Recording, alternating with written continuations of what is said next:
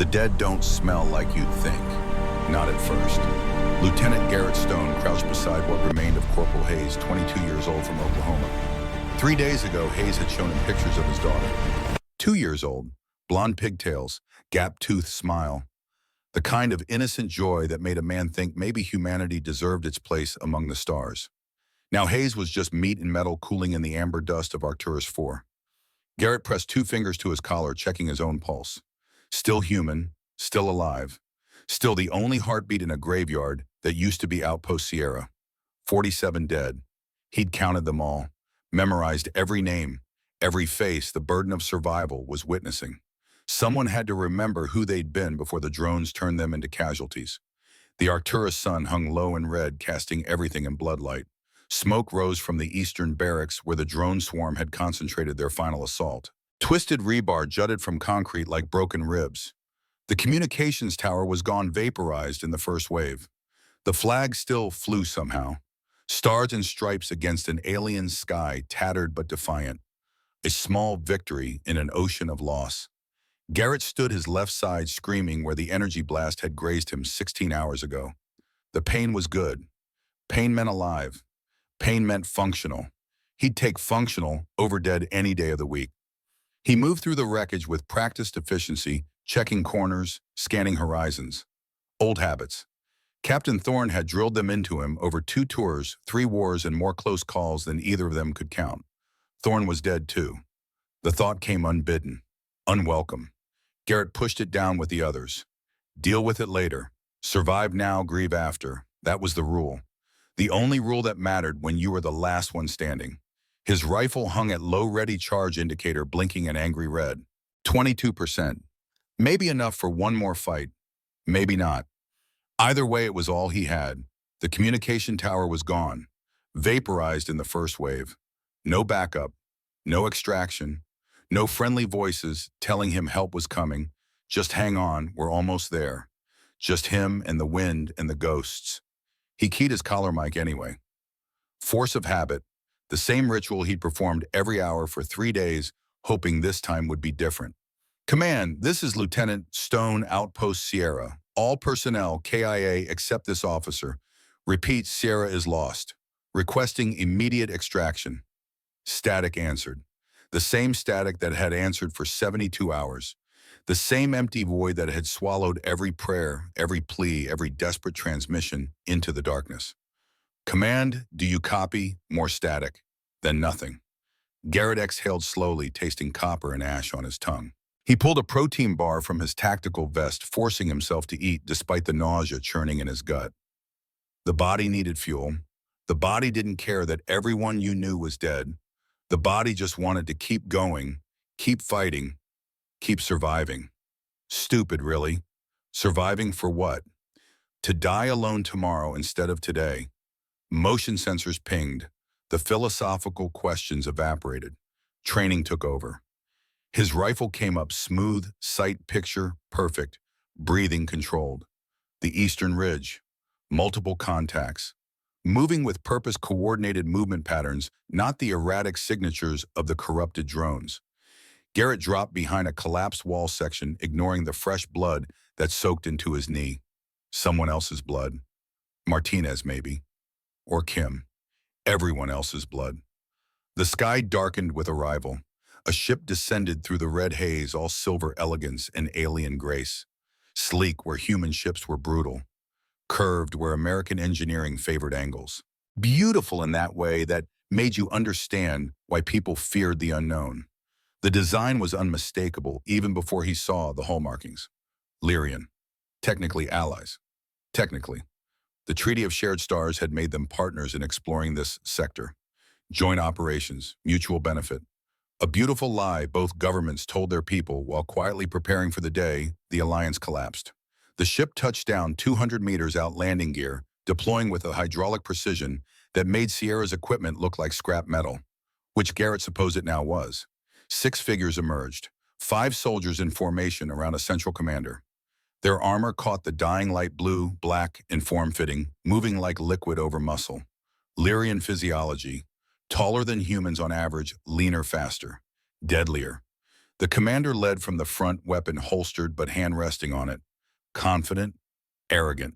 The walk of someone who'd never lost a battle, never questioned their superiority, never stood alone in a field of corpses, wondering why they got to keep breathing.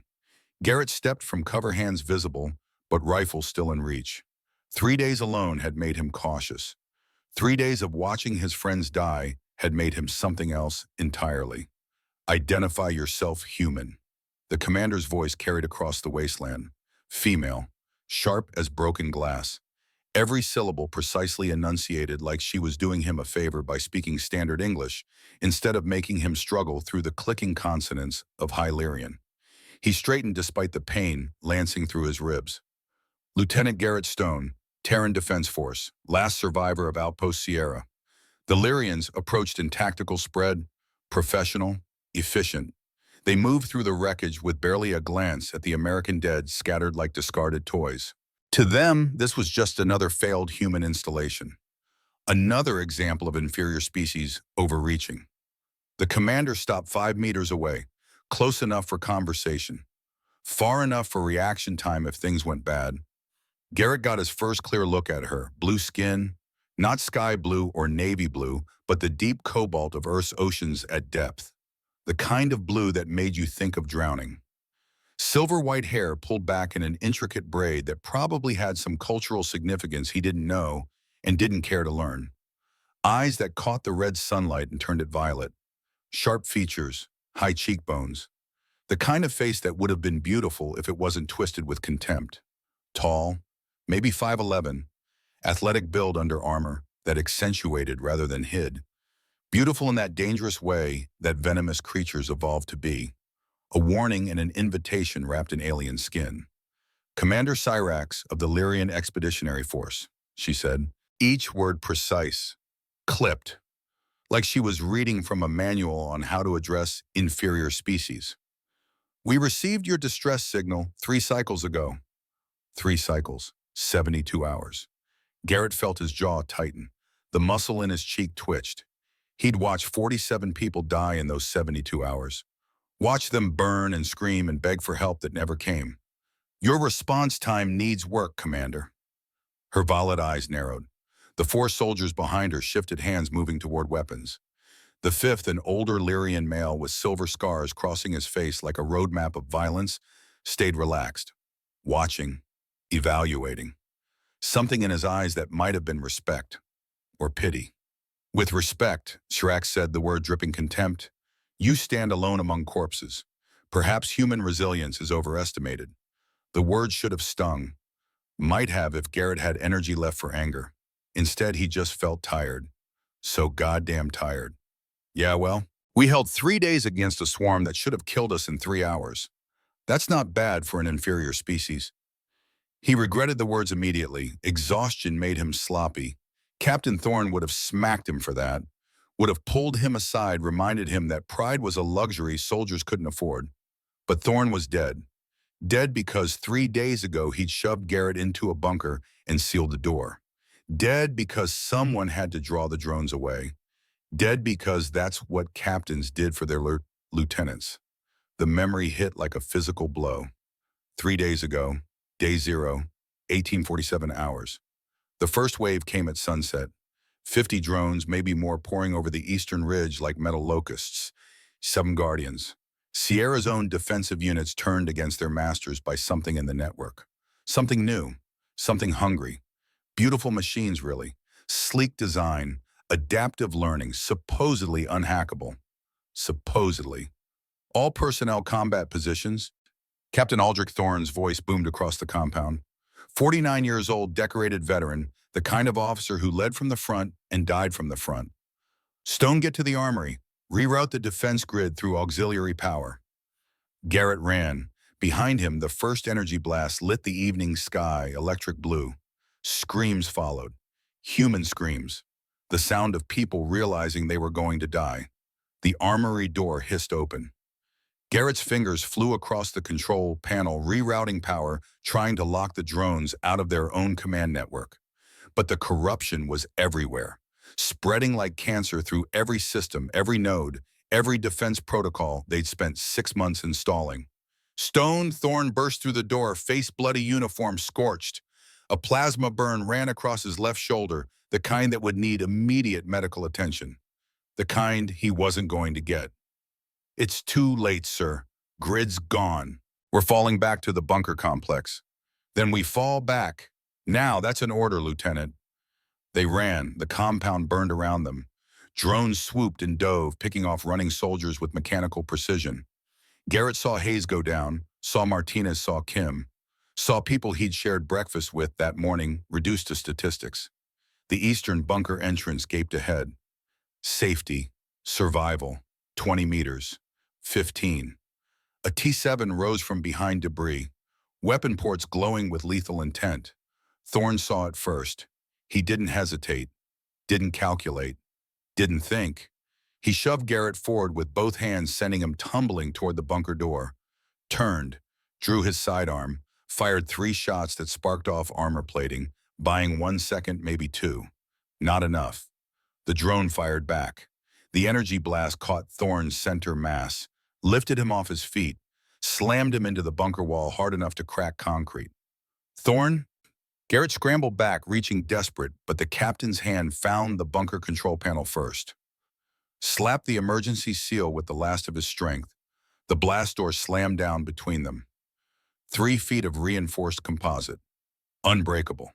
Through the reinforced window, Garrett watched his captain, his mentor, his friend slide down the wall. Blood on the concrete, blood on the ground. Too much blood. Thorne's lips moved to 2 words, clear despite the barrier. Survive, Stone. Then the drone swarmed over him, and there was nothing left to watch anymore. Garrett stayed in that bunker for 8 hours, alone in the dark, listening to his base die around him, listening to the screams fade one by one until there was nothing left but silence. When he finally emerged, the killing had stopped. The drones had simply left, and Garrett Stone was the last man standing. Present, day 3, 1923 hours. Lieutenant Sirek's voice pulled him back. He blinked, realizing he'd been staring past her at nothing, at ghosts only he could see. You're wounded.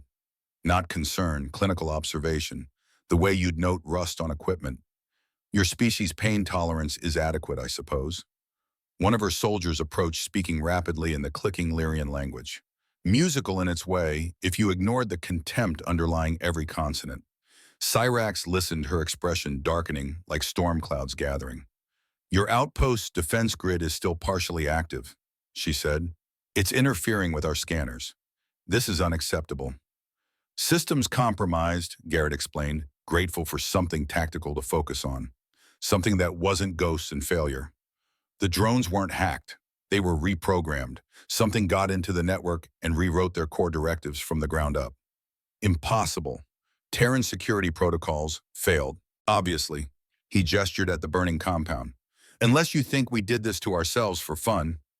Syrax's eyes flashed, violet fire barely contained. For a moment, Garrett thought she might strike him. Her hand twitched toward her weapon. Instead, she turned to her squad. Kelvin, secure the perimeter. Naira, Draven, check the command center for salvageable data. Ilara, scan for additional survivors. Move. The soldiers dispersed with practiced efficiency. Only the scarred older male Kelvin apparently remained close. He watched Garrett with eyes that had seen too many wars, buried too many friends. Something in that gaze made Garrett think of Thorne. The look of a soldier who'd survived when better people died. The weight of that. Kelvin caught Garrett's eye, nodded once. Professional respect. Something in that nod reminded Garrett of every veteran who'd ever carried ghosts. The unspoken understanding between survivors. Syrax stepped closer.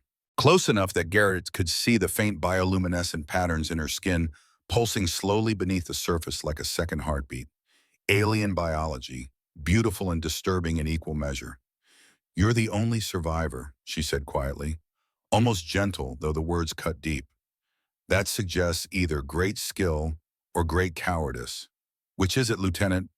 Suggests I got lucky and everyone I cared about didn't.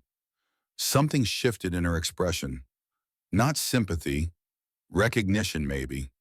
Like she'd heard that tone before in her own voice. Like she knew what it meant to stand alone while better people died. But whatever moment existed evaporated when the air split with a high-pitched whine. Garrett's combat instincts fired before conscious thought. Pattern recognition, audio signature. His body moved while his brain was still processing. Get down. He dove towards Cyrax, tackling her sideways as 5 metallic objects streaked through the space where her head had been. They struck her from behind, instead embedding in the gaps between armor plates with pneumatic hisses. Cyrax hit the ground hard, Garrett's weight driving her into the dust. She gasped. Not pain yet, shock, the sudden violence of it. Commander Kelvin rushed forward, weapon raised, scanning for threats with professional precision. Garrett rolled off her eyes, tracking the projectile trajectory. Eastern maintenance shed. Automated defense turret probably. Running on backup power. Targeting Lyrian armor signatures because the system was too corrupted to tell friend from foe anymore. Don't move, he barked, examining the darts protruding from Cyrax's back. His blood went cold. 5 proximity mines, modified from Sierra's own security system. He knew them intimately. He'd helped install them, had run the calibration tests himself, armed, active. 60 seconds to detonation. Get away from me. Cyrax's voice was tight, controlled, but he heard the edge underneath. Fear and fury competing for dominance. Human, step back. My soldiers will handle. No time. Garrett's hands moved to the first dart assessment automatic. These are motion sensitive. If your people try to remove them without the right sequence, they'll detonate immediately. Kill you and everyone within 10 meters. And you know this sequence? I designed the damn system. Their eyes met, hers violet and alien and furious. His probably looked dead. He felt dead inside, had felt dead for 3 days, but dead men could still save lives. This is going to hurt, he said, positioning his fingers around the first dart. I don't need your shut up and let me work. He positioned his fingers around the first dart. Proximity mines armed in 2 stages. Insertion triggered stage 1 mechanical pin engagement. Removal without deactivation, code triggered stage 2 primer ignition. But there was a mechanical override, a specific torque and pull angle that released the firing pin without engaging the primer. 45 seconds. His fingers found the release mechanism by feel. Muscle memory from 100 training drills that seemed like a lifetime ago. Cyrax's hands shot out, gripping his wrist. Strong, desperate, her fingers like steel bands around his arm. No, please, leave them in. Garrett looked at her, really looked. The proud commander was gone. In her place, a woman facing death. A warrior who'd lived by her own strength, commanded through sheer will, now forced to trust a human she'd called inferior 60 seconds ago. Pride. That's what he saw in those violet eyes. Wounded pride worse than any physical injury. The humiliation of needing rescue, of being helpless, of depending on a species she'd been taught to see as lesser. I'm not asking permission, Commander. He twisted his wrist free with a sharp jerk, angled his grip precisely, 28 degrees counterclockwise rotation. Pull straight up. Pulled. The first dart came free with a metallic click that sounded like salvation. Cyrax screamed, not a dignified warrior's grunt, not a controlled acknowledgement of pain. A scream, raw and helpless and human in all the worst ways. The kind of sound that came from somewhere primal, somewhere that transcended species. Garrett threw the dart as far as his wounded arm allowed, reached for the second immediately. Stop, Cyrax thrashed, her body arching. Leave them, I order. 30 seconds. Second dart, twist, pull. Another scream that tore at something in his chest. Throat, third dart. Her hand found his shoulder, gripping hard enough to bruise, nails digging through his uniform. He worked anyway, focusing on the mechanism, the sequence of the task. 20 seconds. Fourth dart. She'd stopped screaming, just sobbing now, blue tears streaking her face, mixing with the red dust of Arcturus 4. Alien and human biology merging in pain. Fifth dart. Garrett yanked it free and hurled it toward the eastern ridge with everything he had left. Then he grabbed Cyrax around the waist and pulled her behind the nearest cover, his body curling around hers protectively. The explosion came in a rolling wave. 5 detonations staggered by microseconds.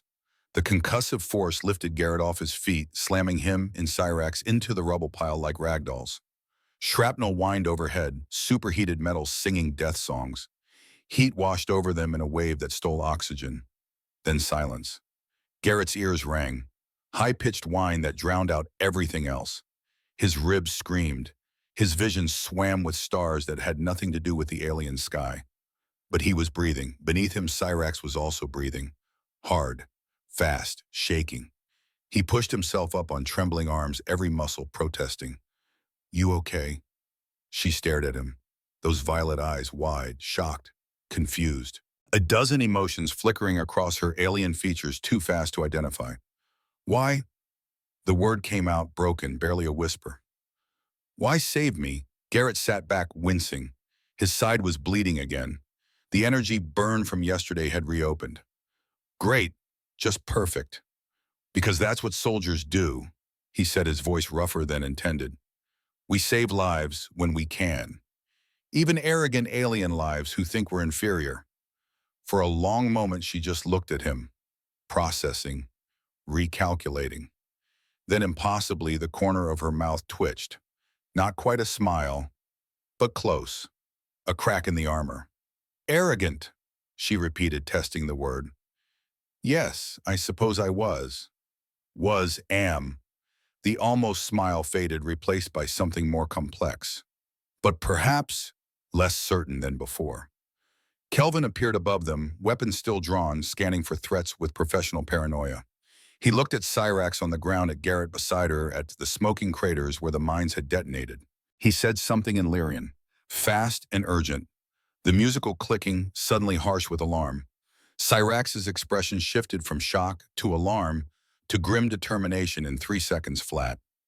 "What?" Garrett asked, pushing himself to his feet, offering her a hand without thinking. She took it without thinking. Their fingers clasped, warm alien skin against human calluses.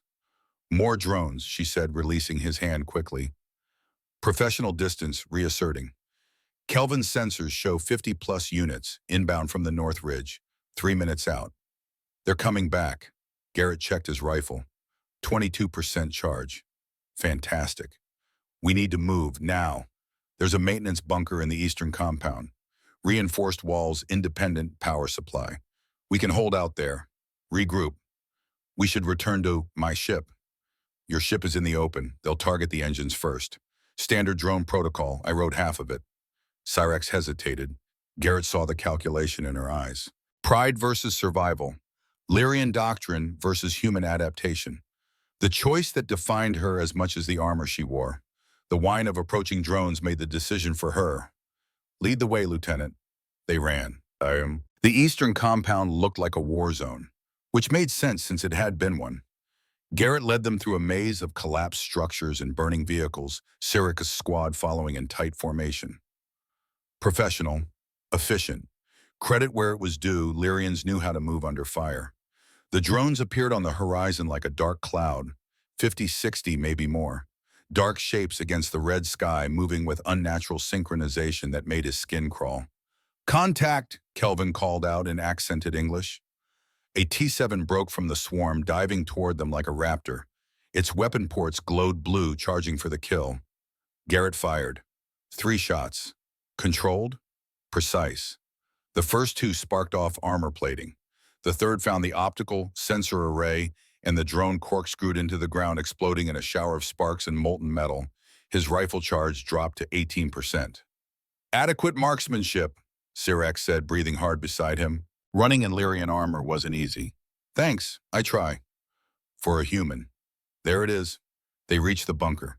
Garrett punched in the access code, praying the system still worked, praying something in this godforsaken place still functioned. The door groaned, protested.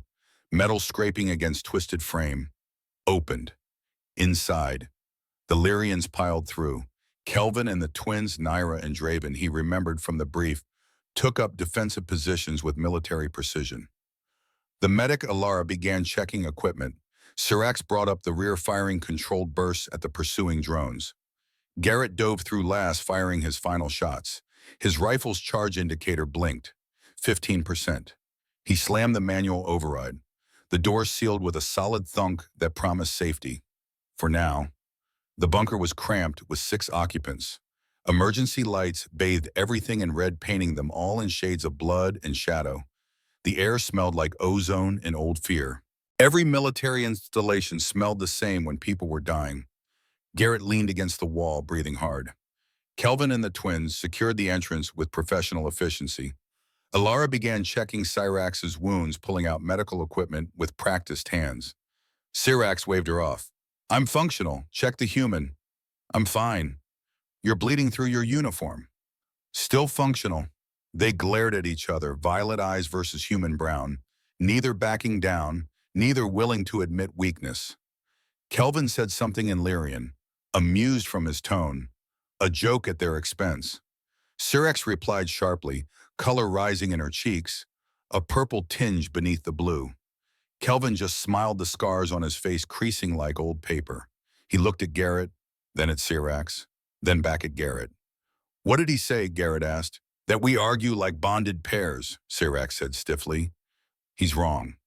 Clearly, another impact rocked the bunker, harder this time. Dust rained from the ceiling like ash. The drones were testing the defenses, systematic, patient, learning. Garrett moved to the console in the corner. Ancient, practically vintage by modern standards, but functional. Military hardware built to last through the apocalypse. Good thing since the apocalypse was apparently here. This is your brilliant plan. Cyrax appeared beside him, close enough that he could feel the heat radiating from her skin. Lyrians ran hotter than humans. Biological difference. Made sense for a species from a warmer homeworld. Trap ourselves in a box. This box has 3 feet of reinforced composite walls, Garrett replied, fingers dancing over the controls. Bringing systems online.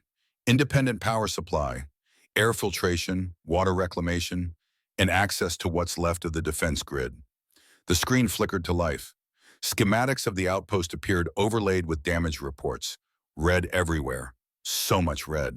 Maybe I can figure out what's controlling these things. Who reprogrammed them? Why? Cyrax leaned over his shoulder, studying the display. This close, he could smell her. Sharp, metallic, like ozone after a lightning strike. Not unpleasant, just different. Your engineers clearly worked with limited resources, she observed. Welcome to government contracts, Commander. Lowest bidder gets the job. He pulled up the defense grid logs, tried to trace the corruption back to its source, line by line, node by node, following the trail of compromised code like breadcrumbs through a dark forest. But the code was wrong, alien. Not human architecture at all. Not even Lyrian, though he'd only seen snippets of their programming in joint operations briefings. This signal pattern, Cyrax said suddenly. Her finger traced a waveform on the screen. Long, elegant fingers. Artist's hands on a warrior's body. I've seen it before. Where her expression darkened like storm clouds. The Cygnus Void, 2 years ago, we lost a battle group investigating an anomaly. 200 ships. Gone. Lost how? 200 ships, 17,000 souls. Her voice went flat. Dead. The tone of someone who'd learned to bury emotions so deep it couldn't hurt anymore.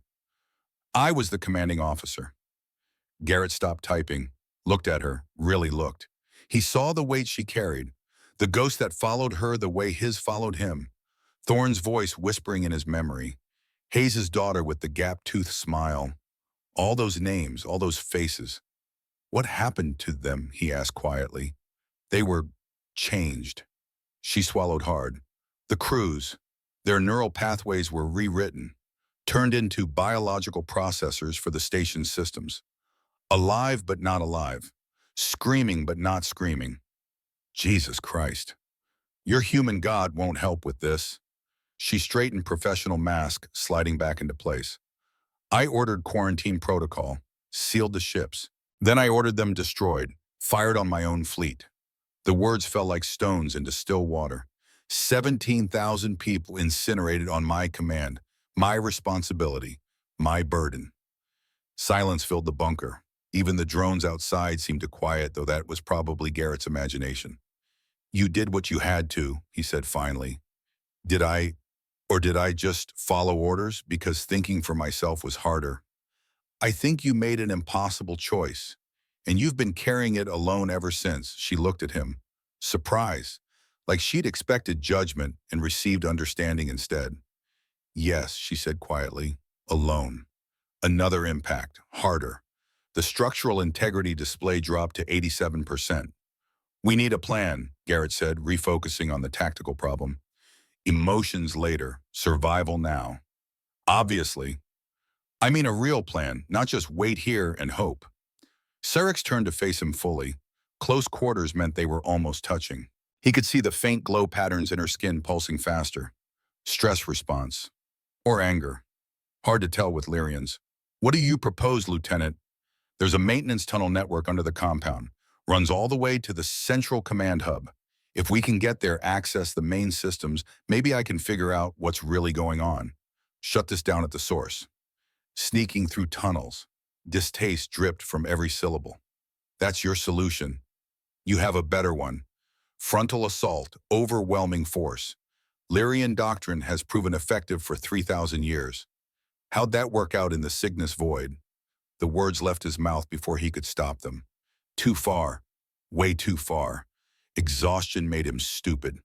Syrax's eyes went cold. Arctic. Her hand moved to her weapon. Kelvin stepped between them.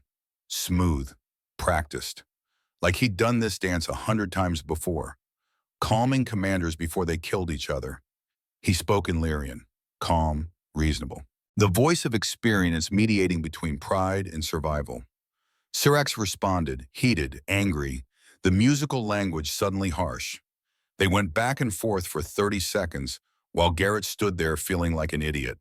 A tired, bleeding, emotionally compromised idiot who just insulted a superior officer from an allied species. Thorne would have had his ass for that. Finally, Syrax exhaled, stepped back from the edge. Kelvin reminds me that you saved my life, and that executing you for insolence would be counterproductive. Appreciate the restraint. Don't mistake it for weakness. Wouldn't dream of it, Commander. Another impact, 82% integrity. The bunker groaned like a dying animal. Syrax looked at the ceiling, at her soldiers, at Garrett. He saw her running calculations, weighing options, doctrine versus adaptation, pride versus survival. The moment she decided it was visible in her eyes. We split our forces, she said. Kelvin leads Naira and Draven in a surface diversion. Draw the drones away from the hub. You and I take the tunnels, access the command center. Commander, Kelvin protested in heavily accented English. Protocol dictates. I'm aware of protocol. She cut him off, but the human knows the systems, and we're running out of time.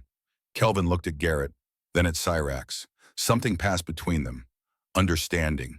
History. The kind of bond that came from shared combat and mutual trust. As you command, Syrax, Kelvin said. First name, familiar. But remember our oath. Come back alive. I always do. They clasped forearms, a Lyrian gesture Garrett had seen in briefing vids.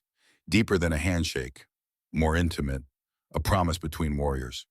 When they separated, Kelvin turned to Garrett, those scarred eyes measuring, evaluating.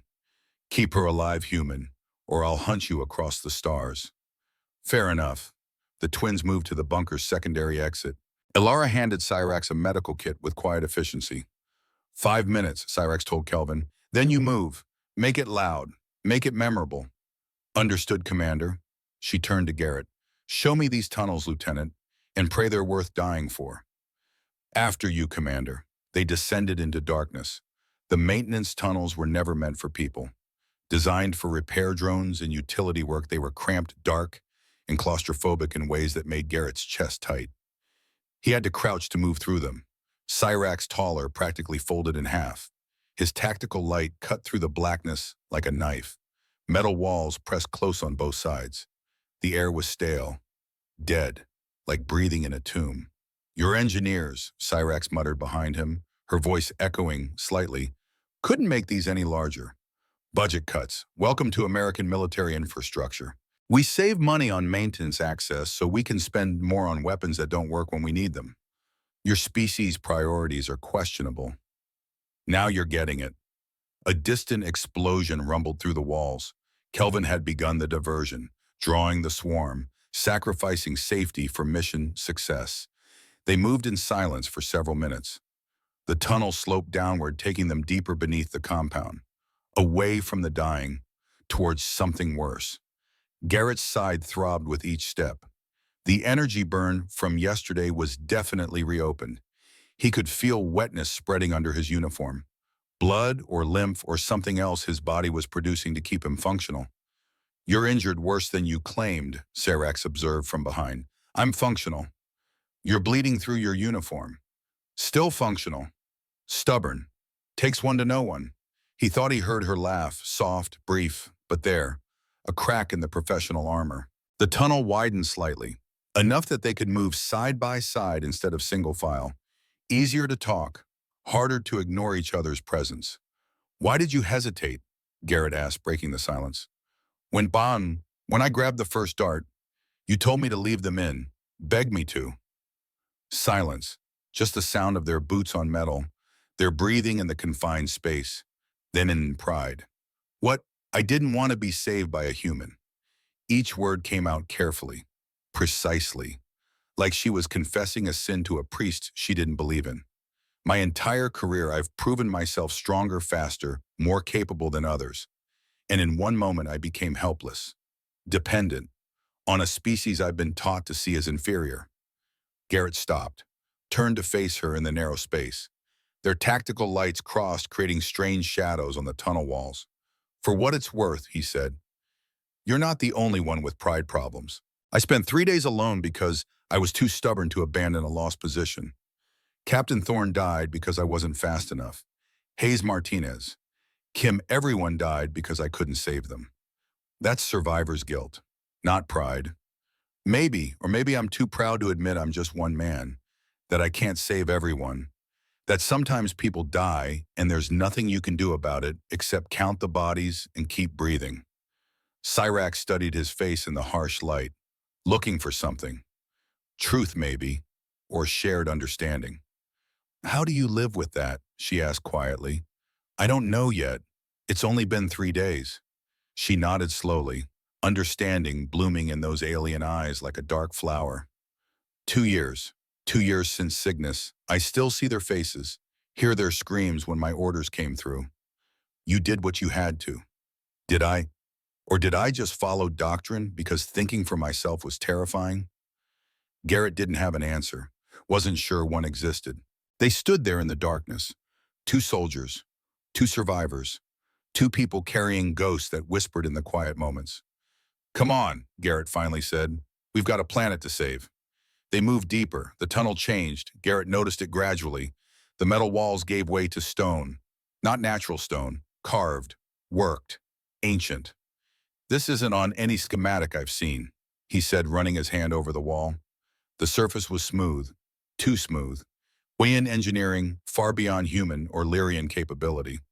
Syrax examined it closely. Her fingers traced symbols carved into the stone. They glowed faintly. Blue-white. Pulsing with some internal light that had nothing to do with their tactical lamps. These markings... She traced symbols with reverent fingers. The glow intensified at her touch. "What language is that?" "I don't know, but I've seen similar script before.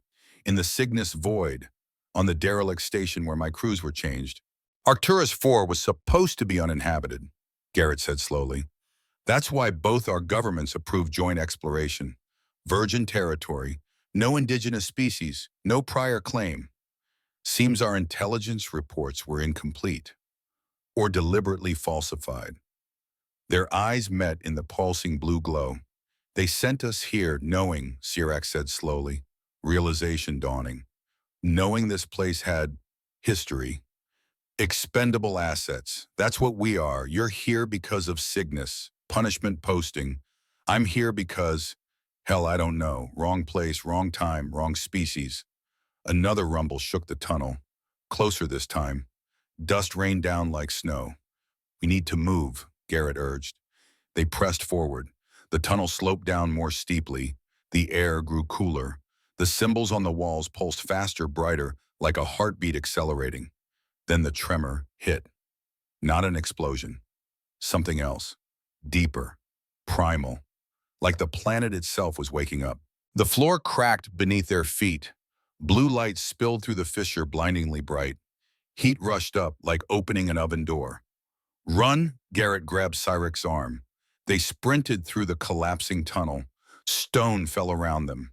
The light grew brighter, hotter. The symbols on the walls blazed like stars. Ahead, the tunnel opened into space, into nothing, into everything. They burst through and stopped.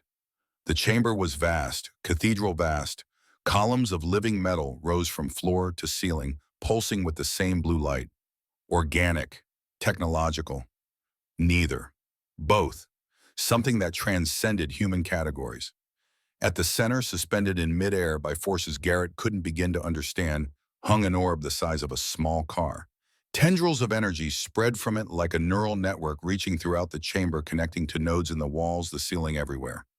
It was beautiful, it was terrible, and it was very, very active. A holographic display flickered to life around the orb. A map. Garrett recognized the continental outlines of Arcturus IV. Markers appeared across the surface. Red markers. Hundreds of them. Every human settlement.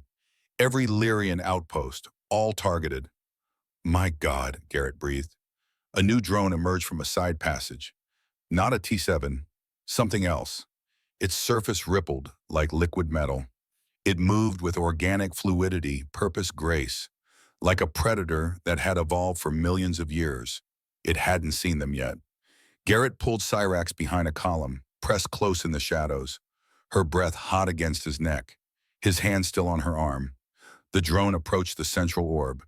Interfaced with it through a tendril of pure energy. The holographic map updated. New targets appeared. Civilian populations, residential sectors, everything, everyone. It's not just controlling our drones. Cyrax whispered, her breath hot against his ear. Close. Too close. It's preparing for planetary genocide. Both our species, Garrett confirmed, his voice equally quiet. It doesn't distinguish between human and Lyrian. We're all just targets, invaders. An automated defense system, ancient, still functional after thousands of years. And it sees us all as threats to eliminate. The chamber pulsed brighter. The orb's neural network spread further like roots growing through soil. More drones arrived, a dozen, 24, different designs, different purposes, connected to the central intelligence. Garrett's hand found Cyrax's without conscious thought. Her fingers closed around his, warm, strong, alien and familiar at once. We have to stop it, she said. Together, he replied. They looked at each other in the pulsing blue light. Enemy species, different worlds, different doctrines, different everything. None of it mattered anymore. Together, Cyrax agreed. And in that moment, everything changed. The chamber breathed. That was the only way Garrett could describe it.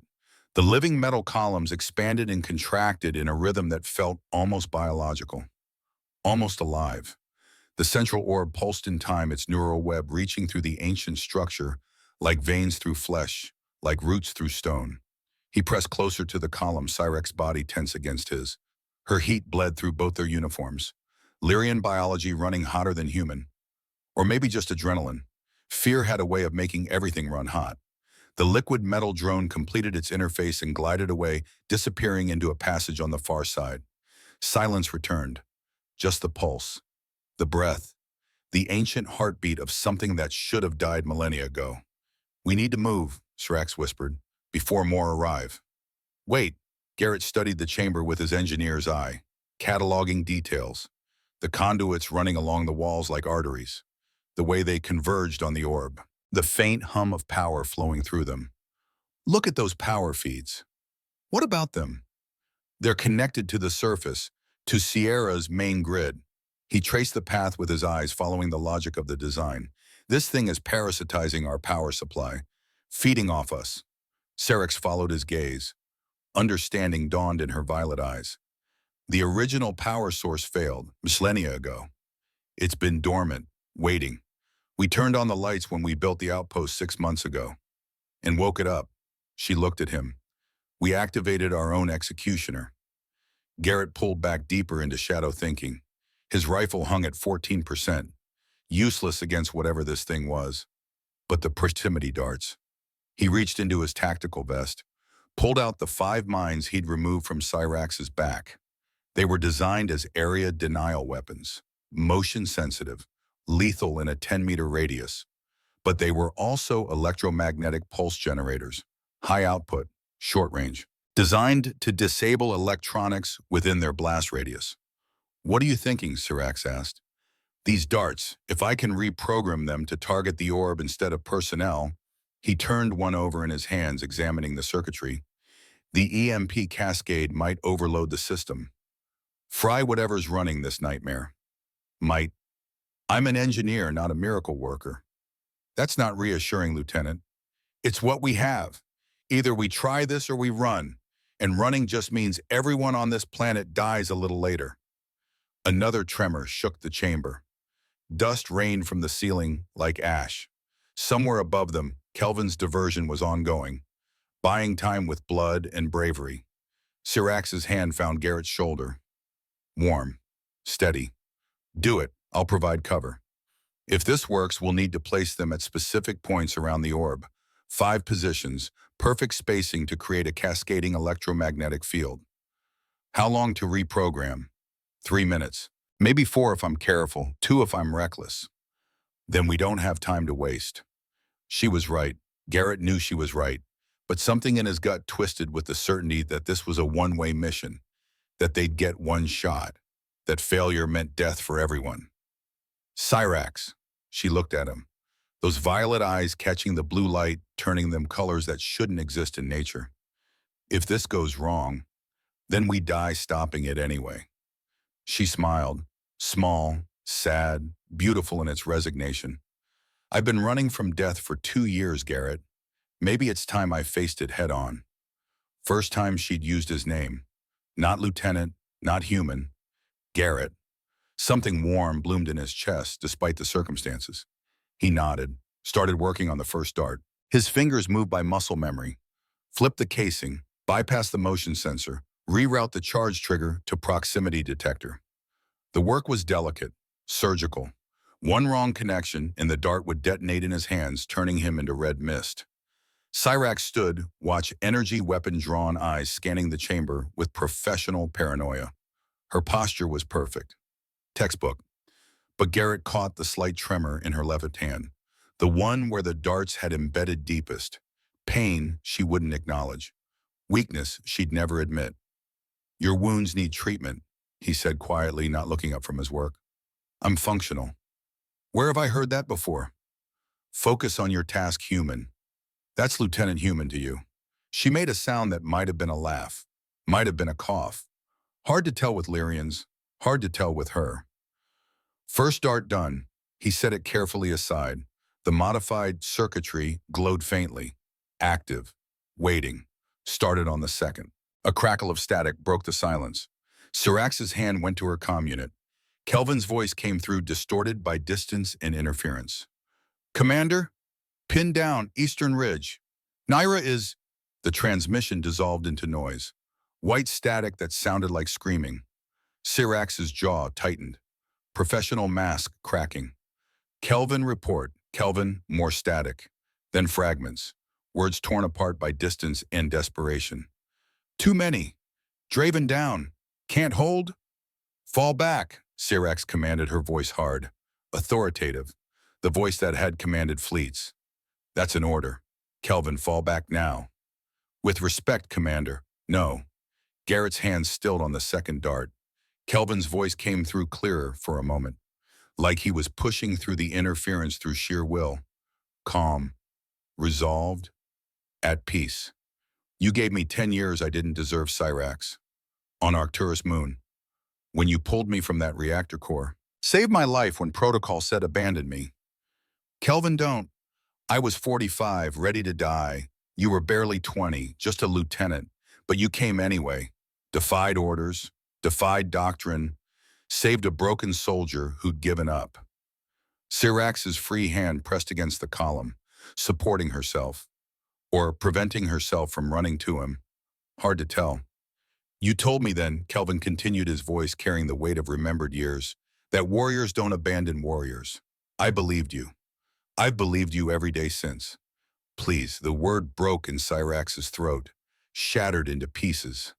Please fall back. I have a daughter, Commander, 23 years old, training to be a pilot. I never told you this, but when you saved me that day when she was born the next week, I named her Cyrax, after you. The revelation hung in the static-filled air. Tell her I was thinking of her at the end. Tell her, his voice cracked. Tell her I died for something that mattered, for people worth saving, for a commander worth following. Kelvin, it's been an honor, Commander. 30 years under your command, best years of my life. A pause, then softer, and lead them well, lead him well. That human of yours, he's worthy. I see it. Don't let doctrine blind you to that. Garrett looked up, met Syrax's eyes across the shadows. Show them what Lyrians truly are, Syrax. Show them we can be more than doctrine, more than pride. We can be better. The transmission ended with a burst of static, then an explosion, massive. The chamber shook. Garrett grabbed the darts to keep them from rolling. Syrax stayed frozen, hands still on the comm unit, staring at nothing, seeing everything. Silence. Just the pulse of the chamber, the breath of ancient machinery, the sound of a heart breaking quietly. Cyrax, Garrett said gently. She didn't move. Commander. A blue tear tracked down her cheek. Single. Perfect. Catching the light like a sapphire, like crystallized grief. He had a daughter, she whispered, her voice hollow, empty. 23 years old, named after me, and I didn't even know. 30 years he served under my command, and I didn't know the most important thing about him. Garrett stood, moved to her, careful, like approaching something wild and wounded and dangerous. He knew what he was doing, he said quietly. Soldiers like Kelvin, they don't make those calls lightly. They make them when they've found something worth dying for. I should have ordered him back. Should have. He wouldn't have listened. You know that. You said it yourself, warriors don't abandon warriors. He wasn't abandoning us. He was buying us time, giving us a chance. She turned to him. Her face was a mask of control barely holding, cracks spreading through the armor she'd worn for 2 years. He called you my human. Yeah, I caught that. Is that what you are? I don't know. What do you want me to be? The question hung between them, too big for this moment, too important to ignore, too dangerous to answer. Cyrax reached up. Her hand trembled as it touched his face, palm against his cheek. Her skin was warm, warmer than human, warmer than it should be.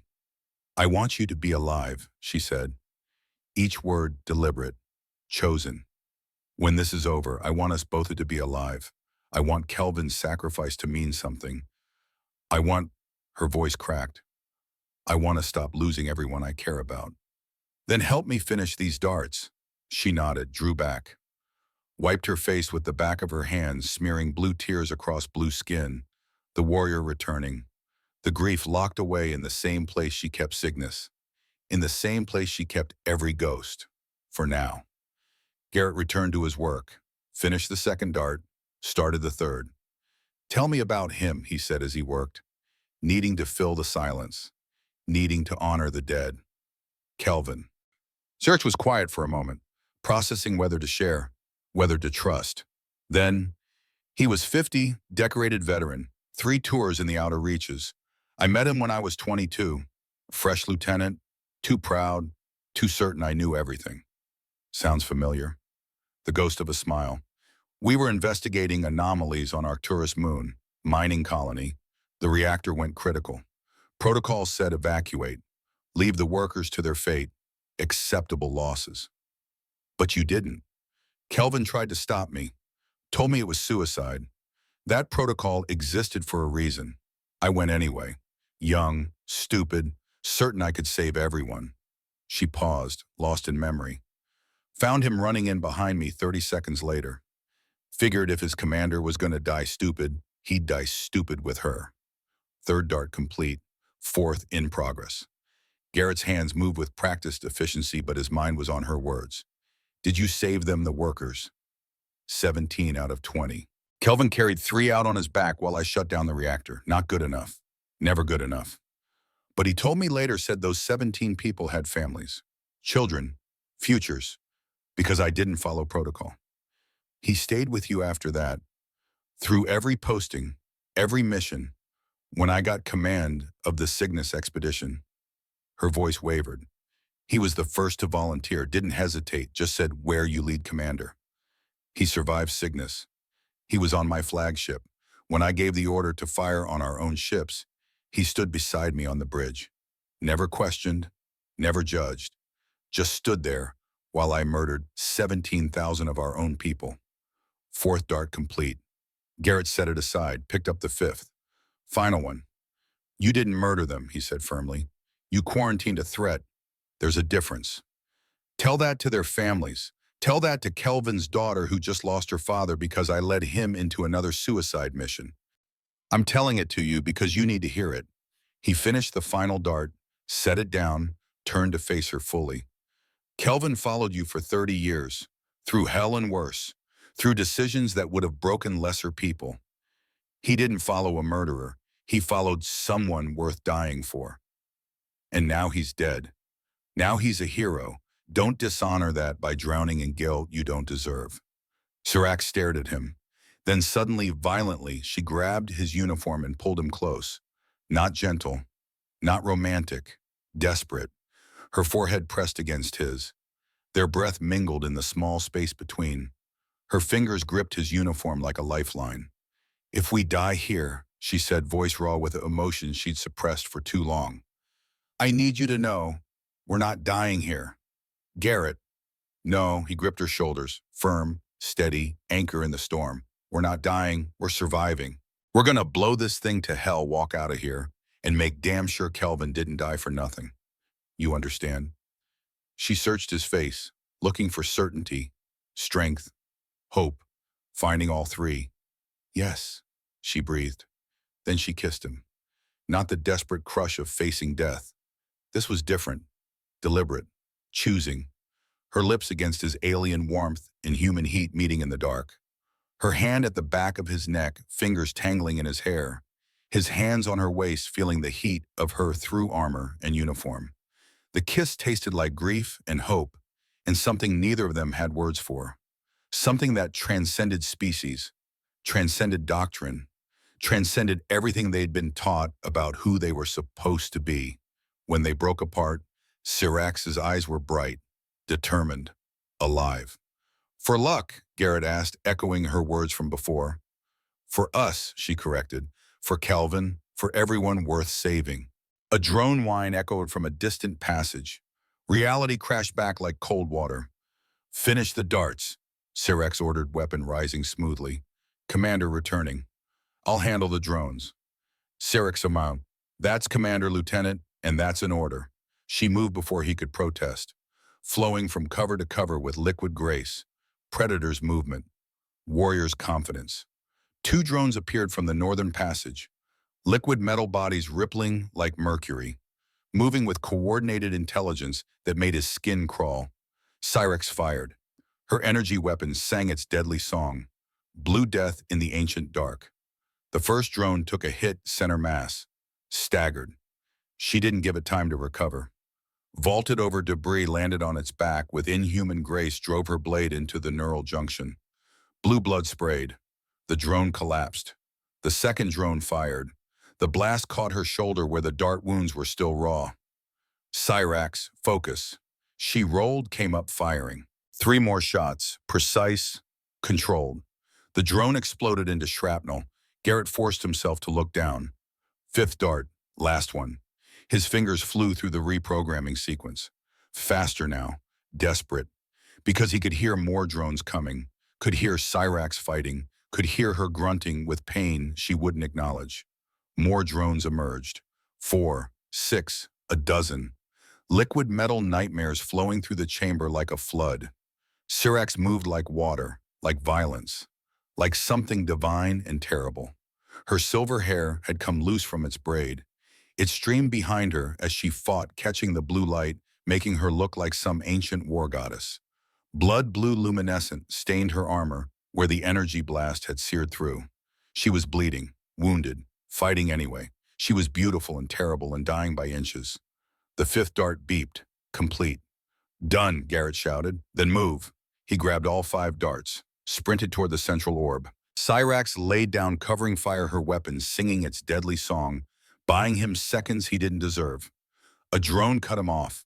Garrett slid under its searching sensor array, came up behind it, slapped the first dart onto the orb's base. It adhered, magnetic seal engaging with a satisfying click. One down, he ran right. A drone blocked his path. Cyrax's blade took it from behind, blue blood spraying like rain. Go! She screamed. Second position, second dart. Attached. He kept moving, counting positions, calculating angles, engineering mind overriding fear. Third position. He was halfway there when 3 drones converged on him. No cover, no options. Cyrax appeared between him and death. Her weapon was dead, empty, energy cells depleted. She drew her second blade. 2 blades against 12 drones. She didn't hesitate. She became a storm of silver and blue, cutting, spinning, dancing with death like they were old partners. Drones fell around her like rain, like leaves in autumn, like everything beautiful and doomed. But there were too many. An energy blast caught her thigh. She stumbled, kept fighting. Another hit her back. She gasped, kept fighting. Garrett placed the 3rd dart. A sentinel drone larger, more advanced, clearly the coordinator emerged from the central passage. It locked onto Cyrax with targeting systems far beyond the standard models. Cyrax move. She tried. Too slow, wounded, exhausted, running on nothing but will and spite. The sentinel's weapon ports glowed, charging for a kill shot. Garrett didn't think, just ran. Threw himself at Cyrax, driving her sideways as the energy blast carved through the space where she'd stood, superheating the air into plasma. They hit the ground in a tangle of limbs and armor. The sentinel pivoted, tracking with mechanical precision. Cyrax rolled, came up with her blade, threw it with everything she had left. The blade spun through the air.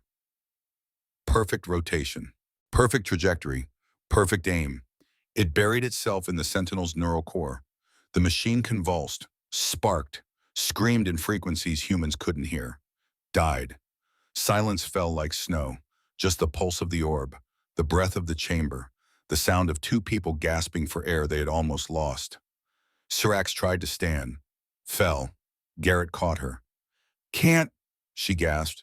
Blood leaked from a dozen wounds, blue luminescence painting her armor like war paint. Can't move. 2 more darts, that's all. I can do it. Garrett, trust me. He laid her gently behind cover. She grabbed his hand, held it. Come back, she said. Not an order. A plea. Always. He grabbed the 4th dart, ran, 4th position. The orb pulsed faster now. Sensing threat, the neural web sparked and writhed like something alive and in pain. Dart attached, 5th position, final one. Right at the base where all the power conduits converged, the heart of the beast, a drone appeared. Blocked his path. No time for subtlety. Garrett dove under it, rolled, came up at the orb's base, slammed the final dart home. The magnetic seal engaged with a satisfying click that sounded like salvation. Cyrax all placed. She appeared at the edge of cover, barely standing, leaning hard on the column, blood dripping, eyes fierce. Detonate, she called. Her voice was weak, fading. Do it now. Not without you. Garrett, there's no time. More drones pouring from every passage. Dozens. Hundreds. The orb had called its army, every defensive unit on the planet converging on this chamber.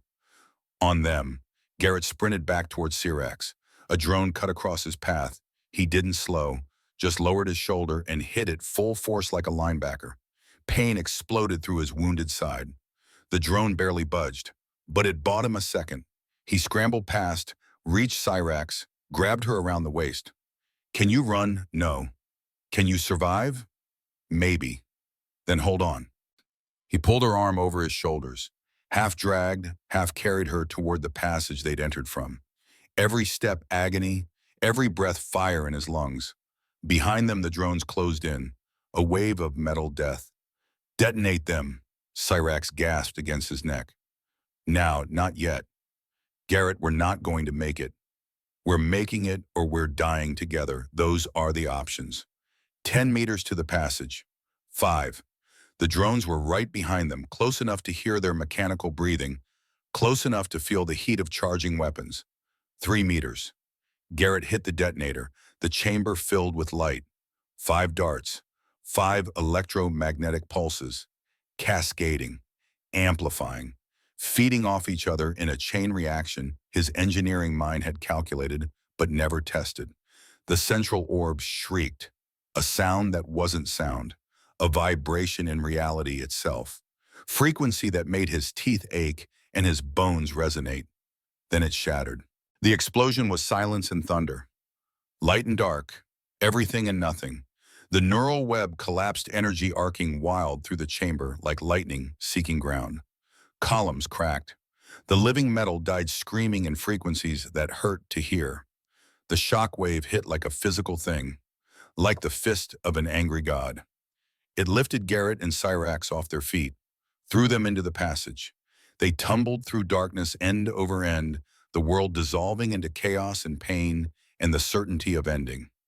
Garrett's last conscious thought was to wrap his arms around Cyrax, to shield her body with his own, to keep her alive even if it killed him.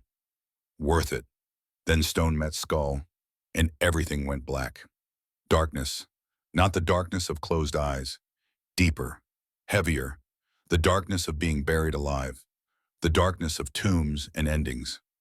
Garrett woke slowly, his head throbbed with the rhythm of a dying sun, his ribs screamed. Every breath felt like knives in his lungs, like breathing broken glass. But he was breathing, that meant alive. He tried to move, couldn't. Something heavy pressed down on him from above. Rock, rubble, the weight of a mountain, a small pocket of space. Emergency light from his armor provided dim illumination. Red and failing, battery at 12%. Hours left. Maybe. Something stirred against his chest. Cyrax. She was pressed against him in the tiny space, her body warm against his, unconscious but breathing. He could feel her pulse against his ribs. Slower than human, steadier, alien biology designed for different stresses. Cyrax, he croaked, his voice rough, throat raw from dust and screaming he didn't remember. No response. He tried to shift. Agony lanced through his left leg, trapped under debris. Maybe broken. Probably broken. He couldn't feel his toes. That was bad. Commander. Her eyes fluttered open, unfocused, confused, lost. Stone. Yeah, it's me. You okay? She assessed, moved slightly, winced hard, blue blood on her lips. Live, which is unexpected. We survived. Apparently. She looked around the tiny pocket, at the tons of rock above them, at the failing light. For now. The emergency light flickered, dimmed further. How long were we out? Cyrax asked. Garrett checked his wrist display, cracked but functional, military hardware built to last. 2 hours, maybe 3. Hard to tell. The explosion, the orb is gone.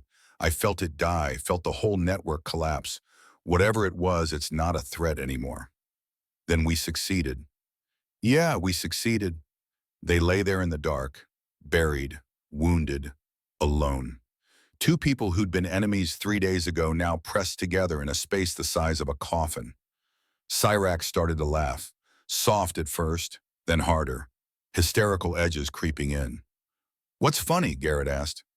We saved the planet, stopped a genocide, and now we're going to die in a hole like rats. She coughed, blood on her lips, internal bleeding. The irony is, another cough, exquisite. We're not dying. Your optimism is admirable, misplaced, but admirable. I'm serious. Kelvin's people will dig us out. They know where we went. They'll come. If they survived, if they know where to look, if the collapse didn't seal us in too deep. If, hey, Garrett shifted as much as he could, looked at her, really looked. We didn't come this far to give up now. Cyrax met his eyes. In the dying light, hers were dark, tired, scared. I'm frightened, she whispered. The admission cost her. He saw it in her face. Me too, he said. I don't want to die alone. You're not alone. I'm right here, not going anywhere.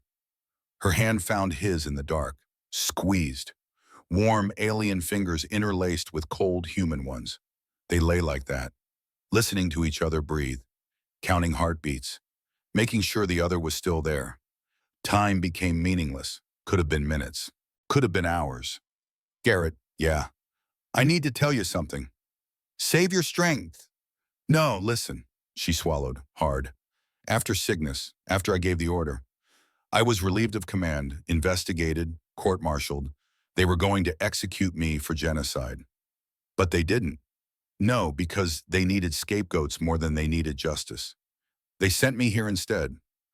To Arcturus, a punishment posting. Die quietly on a forgotten world so the matriarchy could claim I'd redeem myself. Expendable. Yes, she laughed bitterly. I was supposed to fail, supposed to die with honor so they could close the Cygnus chapter. Move on. Forget. But you didn't die. No, I met a stubborn human who wouldn't let me. Garrett squeezed her hand. Funny how that works. More silence. The emergency light was barely aglow now. 8%, 7. When I kissed you, Cyric said quietly, earlier, before the drones, I meant it. I know. In my culture, warriors choose mates through trials of combat, tests of worthiness. Is that what this was, a trial? The greatest I've known. She turned her head to look at him. They were so close their noses almost touched. And you passed 3 days ago when you defied me to save my life. Today when you shielded me with your own body. Every moment between. Syrax, I'm choosing you, Garrett Stone. If we die here, if we live, doesn't matter. I choose you. His throat tightened, emotion overwhelming. I choose you too. She smiled, genuine, warm, beautiful in the dying light. Then she kissed him, soft, tender, not desperate anymore, just certain, just real. When they broke apart, Syrax rested her forehead against his. Tell me something, she whispered. Something human, something beautiful. Garrett thought. His mind felt sluggish, concussed. But he reached for memory, for warmth, for anything that wasn't this tomb. My father, he finally said. He died when I was 17. Mars colony revolt, caught in the crossfire between rebels and peacekeepers. But before that, he used to take me camping. Real camping. Not the synthetic recreation stuff. We'd go to the Rockies, just us and the stars. What did you do? Nothing, everything. He'd point out constellations, tell me stories, old myths, new lies. Didn't matter. It was the being there that counted. Garrett smiled at the memory, warm despite the cold. One night I asked him why we looked at the stars. Know what he said? What? He said, because they remind us we're small, and being small is okay. We don't have to be the biggest thing in the universe. We just have to matter to the people next to us. Your father was wise. He was human, flawed, scared, but he showed up. That's all anyone can do, really. Just show up for the people who matter. Syrax was quiet. Then my mother was high commander, exiled when I was 8. She showed mercy to a defeated enemy. The matriarchy called it weakness, stripped her of rank, sent her to the frontier to die forgotten. Did you see her again? Once, when I made lieutenant, she was working a mining station, barely surviving, doing maintenance work that broke her body inch by inch. Syrax's voice cracked. I asked her if she regretted it, showing mercy, losing everything. She said, never. They took my rank, my home, my daughter. But they couldn't take my soul. They couldn't make me into something I'm not. She sounds extraordinary. She died 6 months later. Reactor accident. Same station where Kelvin almost died. I couldn't even attend the funeral. Too far, too expensive, too... She trailed off. Garrett pulled her closer, or tried. The debris didn't allow much movement, but he tried anyway. We're both orphans, he said, carrying ghosts. Perhaps that's why we understand each other. Or we're both just broken. Maybe broken pieces fit together better than whole ones. Maybe that's the point. He laughed. It hurt his ribs. Didn't care. They lay in comfortable silence.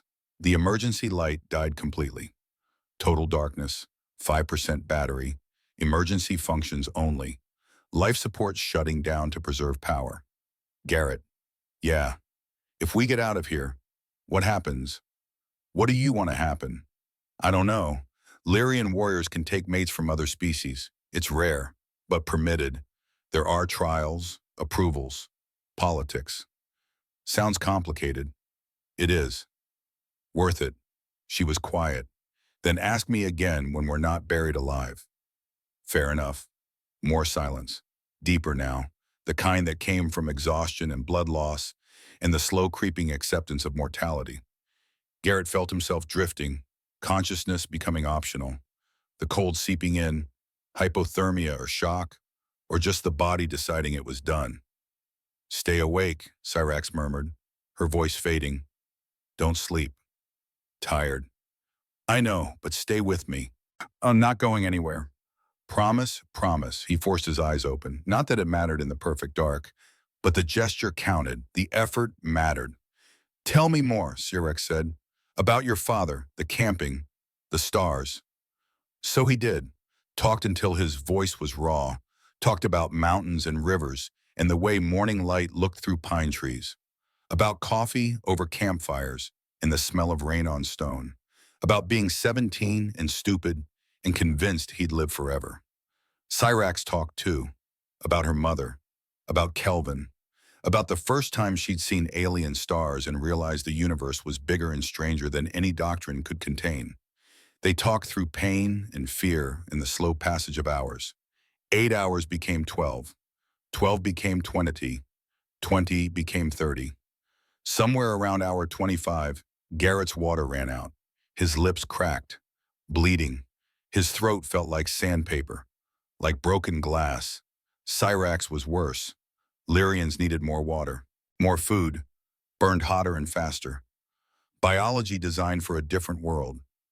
How are you doing? He asked, his voice barely a whisper now. Still breathing. That's good. Is it? Yeah, it is. Hour 30, Garrett was hallucinating. He saw Thorne standing in the corner, smiling, proud, the way he'd looked before the drones, before the blood. Did good, kid, Thorne said. Or maybe Garrett imagined it. Hard to tell anymore. Cyrax mumbled something in Lyrian, delirious, lost in fever dreams and blood loss. He held her closer, or tried. Everything hurt now. Pain, his only constant. Hey, he whispered, stay with me. Trying. I know, you're doing great. Liar. Yeah, but you love it. She might have smiled, hard to tell in the dark, hard to tell if she was even conscious anymore. The rumbling started at hour 31. Faint, distant, growing closer like thunder rolling in. You hear that? Garrett asked. I think that's rescue. Or collapse. Always the optimist. The rumbling grew louder, closer. The debris shifted above them, dust raining down like snow. Then light, blinding, painful, beautiful. A crack appeared in their tomb. Voices, human, Lyrian, both, shouting, coordinated, professional. We've got them, someone shouted. Get medical down here, now. Commander Lieutenant, can you hear us? Garrett tried to answer, couldn't. Too tired, throat too raw, just raised a hand, waved weakly. Good enough. Hands reached through the gap. Careful, professional, emergency rescue teams who'd done this 1,000 times. The debris lifted. Cyrax was pulled out first. Garrett lost sight of her immediately. Voices, orders, medical teams swarming. Then hands on him, lifting, moving, gentle despite the urgency. He saw sky, red and amber and perfect. The most beautiful thing he'd ever seen. Faces appeared above him. Colonel Hawthorne, stern, concerned, relieved. Another face, alien. High-ranking Lyrian from the elaborate armor. Severe expression that didn't quite hide the concern underneath. Lieutenant Stone, Hawthorne said. Stay with us, son. Garrett tried to speak. His throat wouldn't work, just rasped uselessly. Don't try to talk, someone said. Medic, human, female. You're severely dehydrated, possible concussion, Multiple contusions and fractures. We're getting you to medical. He stopped listening. Across the clearing, he saw Cyrax on another stretcher. Lyrian medics working on her with efficient precision. She turned her head. Their eyes met. 30 hours buried alive. And they'd survived together. Cyrax's lips moved, no sound. But Garrett understood. Together, she mouthed. He tried to smile, manage something close. Then the medic injected something, and the world faded to comfortable gray. His last thought before unconsciousness, we made it. We actually made it. Worth it. 72 hours later. Garrett woke to white walls and the smell of antiseptic. Military hospital. He knew it before opening his eyes. The sounds were universal across species. Monitors beeping steady rhythms. Ventilation humming. Distant voices speaking in medical jargon that meant someone somewhere was fighting to stay alive. Just not him. Not today. He opened his eyes slowly. The room was small, sterile. A single window showed Arcturus Verse 4's red sky. Sunset or sunrise, impossible to tell. Time had become fluid, meaningless. His left leg was immobilized, casted from ankle to hip in regenerative wrapping that pulsed faintly with bioelectric stimulation. His ribs were wrapped tight. An IV dripped clear fluid into his arm. Probably antibiotics, probably painkillers, probably something to keep him sedated and compliant. Alive. Functional. Grateful. The door opened. Colonel Hawthorne entered. 58 years old. Gray hair cut military precise. Face like weathered stone that had seen too many wars. He'd been Garrett's commanding officer for 3 years. Had recommended him for this posting. Probably regretted that now, sir. Garrett tried to sit up, failed. His ribs protested violently enough to make his vision swim. At ease, Lieutenant, or as at ease as you can manage, given the circumstances. Hawthorne pulled a chair close with a metal scrape, sat heavily. How are you feeling? Like I was buried alive for 30 hours, sir. Accurate. Hawthorne's expression was unreadable. Professional mask firmly in place. Medical says you'll recover.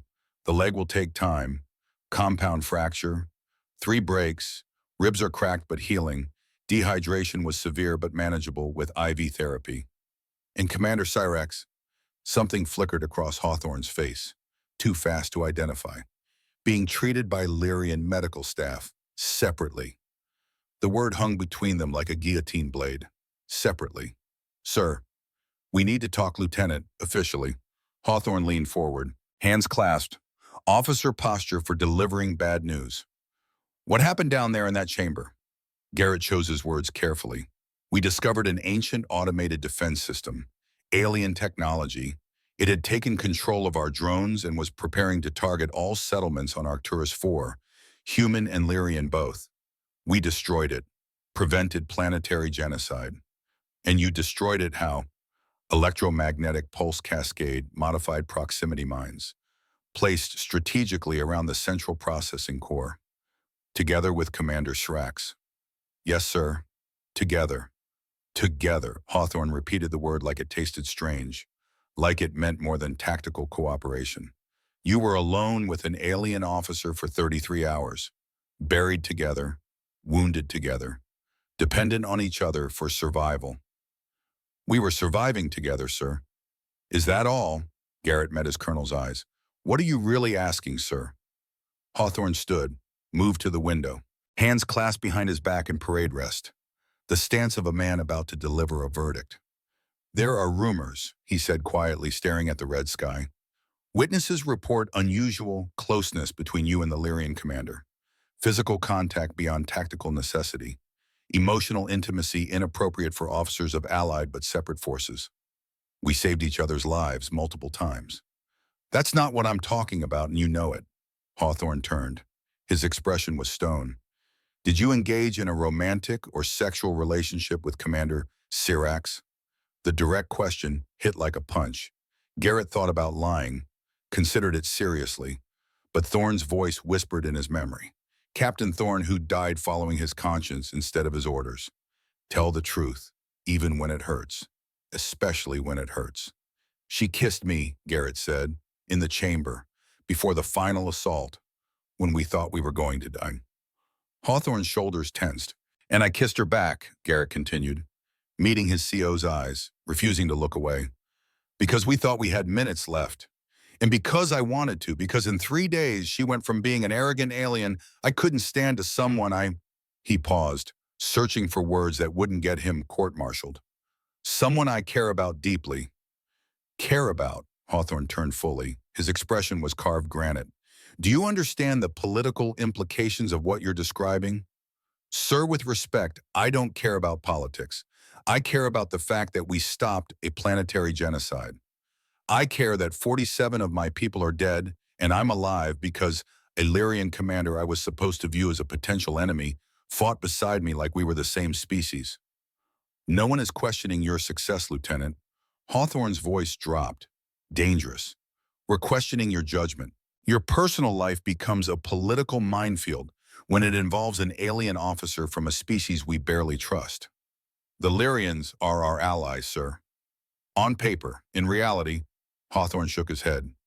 There's a reason the treaty specifies separate settlements, separate operations, minimal contact. We're one diplomatic incident away from open conflict, and you've provided the spark. Maybe that's the problem. Excuse me. Garrett pushed himself more upright despite the pain lancing through his ribs. Maybe if we actually trusted each other, actually worked together instead of pretending cooperation while preparing for war, maybe we wouldn't have two governments sending expendable officers to die on forgotten worlds while they argue over salvage rights to dead civilizations. Hawthorne's face darkened like an incoming storm. Watch your tone, Lieutenant. Captain Thorne taught me something, sir. Garrett's voice was steady despite the anger building. He said, sometimes you break rules to do what's right. Sometimes following orders gets good people killed. Thorne died following orders. No, sir, he died breaking them.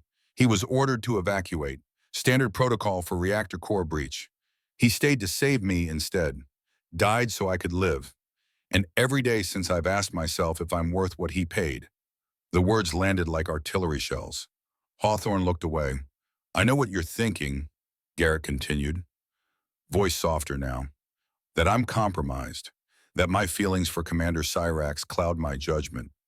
Maybe they do, but down in that chamber, working with her, trusting her with my life, and her trusting me with hers, that's when I was thinking most clearly I've ever thought. Hawthorne was quiet for a long moment. When he spoke, his voice was tired, old. You're a good officer, Stone. One of the best tactical engineers I've commanded. Innovative, brave. Exactly what we need in deep space operations. He moved to the door, paused with his hand on the frame. But this situation is beyond my control now. High Command wants you debriefed, separately from the Lyrian commander. The Lyrian leadership wants the same for Cyrax. Both governments are already arguing over salvage rights to the alien technology. The technology that tried to kill us all. Which makes it valuable. Hawthorne's smile was bitter, cynical. Welcome to interstellar politics, Lieutenant, where dead civilizations are worth more than living soldiers. He opened the door. One more thing, Stone. This conversation was off the record. Officially, I'm recommending you for a commendation. Conspicuous gallantry, exceptional valor. The works. He looked back. But I'm also recommending you be transferred off Arcturus 4, soon as you're mobile. Separate you and the Lyrian commander before this becomes an incident that starts a war. He left. Garrett stared at the ceiling, thought about Cyrax, wondered if she was in a similar room having a similar conversation with Lyrian command, wondered if they'd let him see her, wondered if it even mattered when both their careers were burning. The door opened again, not Hawthorne this time.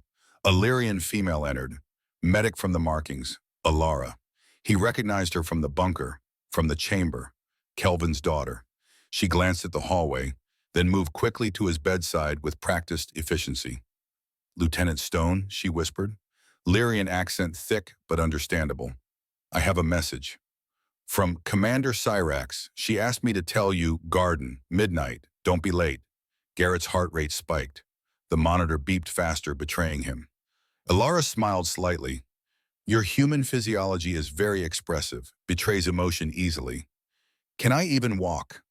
Not recommended, but possible with assistance. She produced a small injector from her medical kit.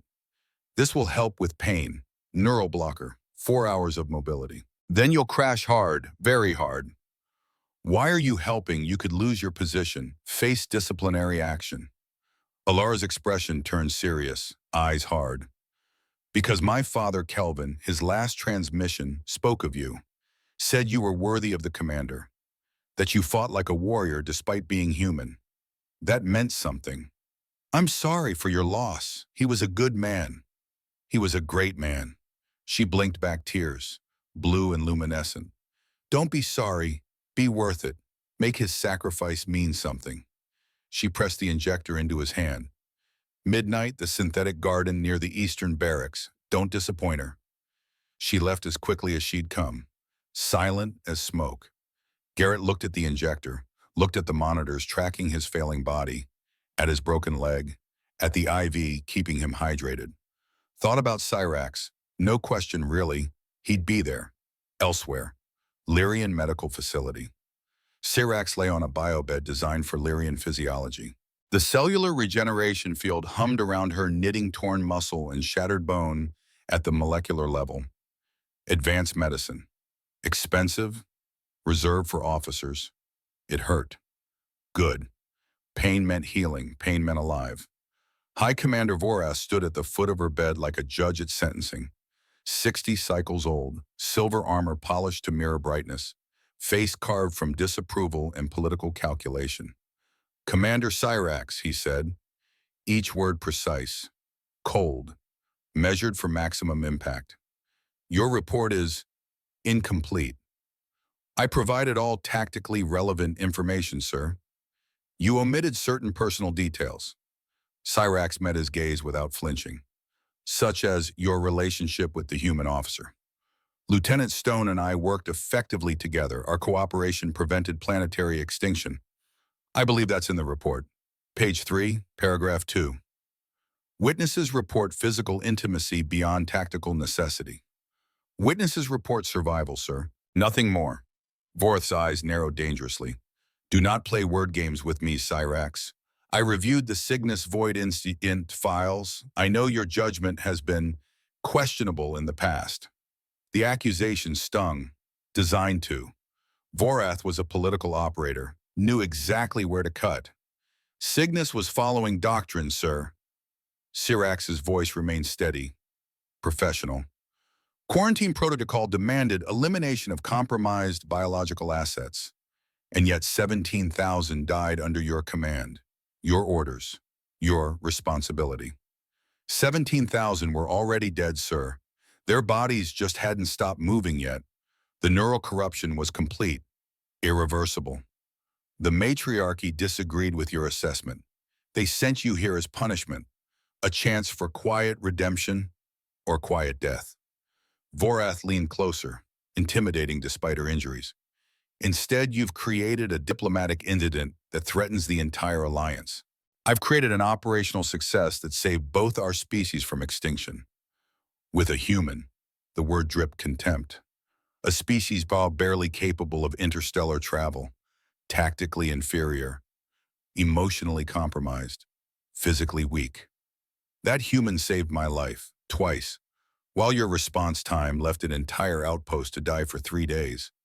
Cyrax's control slipped, just slightly. Perhaps if High Command had acted faster instead of deliberating political implications, those 47 humans would still be alive. Vorath's hand moved to his weapon.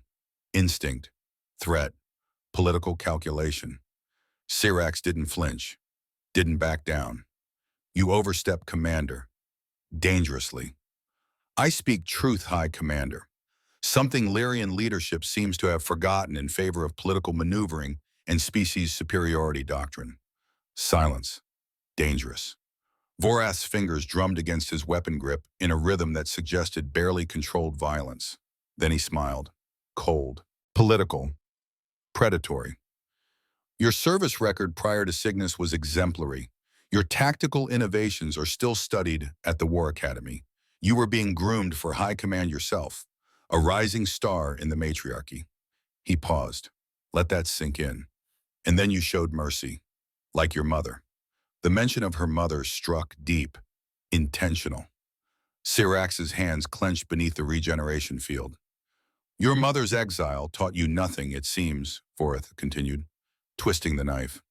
Mercy is weakness. Attachment is weakness. Personal feelings compromise operational effectiveness. And now you've attached yourself to a human, the greatest weakness of all. I've partnered with an effective officer who shares common tactical objectives. Is that what you call it, partnership? Vorath pulled up a holographic display with a gesture. Security footage flickered to life. The bunker, the tunnel, two figures close together. Too close. Explain this partnership, Commander. Shrex watched herself kiss Garrett in the chamber. Watched two people facing death find something worth living for. Watched her own armor crack and reveal the person underneath. We were preparing for a suicide mission, she said evenly, refusing to look away. Human tradition involves physical contact for comfort and bonding before high-risk operations. Cultural differences. I don't care about human traditions. I care that you've compromised yourself, made yourself politically unusable. A liability. Voreth shut off the display with a sharp gesture. You're being recalled. Court of inquiry. Your command is stripped pending investigation into conduct unbecoming an officer. On what charges? Unauthorized technological engagement with unknown alien systems. Breach of first contact protocol. Exceeding operational authority. Fraternization with allied but separate species personnel. He smiled. Cold satisfaction. Take your pick, Commander, or should I say, former Commander. This is punishment for succeeding, for survival. This is consequences for disobedience, for failing to understand that personal feelings have no place in command decisions. Voreth moved to the door. You'll remain here under medical observation and guard. No contact with the human. No contact with anyone outside approved channels. When you're cleared for travel, you'll return to the homeworld for judgment. Expect exile, like your mother. And Lieutenant Stone, not your concern anymore, Commander. He's a human problem now. Let his species deal with him. Voreth paused at the door. For what it's worth, Cyrax, you had potential. More than your mother, more than most. You could have been great, but you chose weakness. You chose attachment. You chose wrong. He left. Cyrax lay in the humming silence, stripped of rank, isolated, punished for saving lives. Her mother's face appeared in memory, smiling despite exile, defiant despite loss. They took my rank, my home, my daughter, but they couldn't take my soul. They couldn't make me into something I'm not. Cyrax closed her eyes, made a decision. The matriarchy wanted obedience, wanted conformity, wanted her to choose duty over feeling doctrine, over truth. Well, they'd get their answer soon enough. Midnight, synthetic garden. Garrett limped through the artificial trees on a borrowed crutch. Alara's injector had done its job. He could walk, barely, with enough painkillers to tranquilize a horse and nerve blockers that made his leg feel like it belonged to someone else. Worth it, the garden was empty, designed to provide psychological comfort to troops deployed far from home. Earth plants growing under alien sky, roses and oak trees and grass that didn't belong on Arcturus 4, but thrived anyway through stubborn human engineering. Adaptation, survival, refusing to quit even when the universe said no. Story of humanity.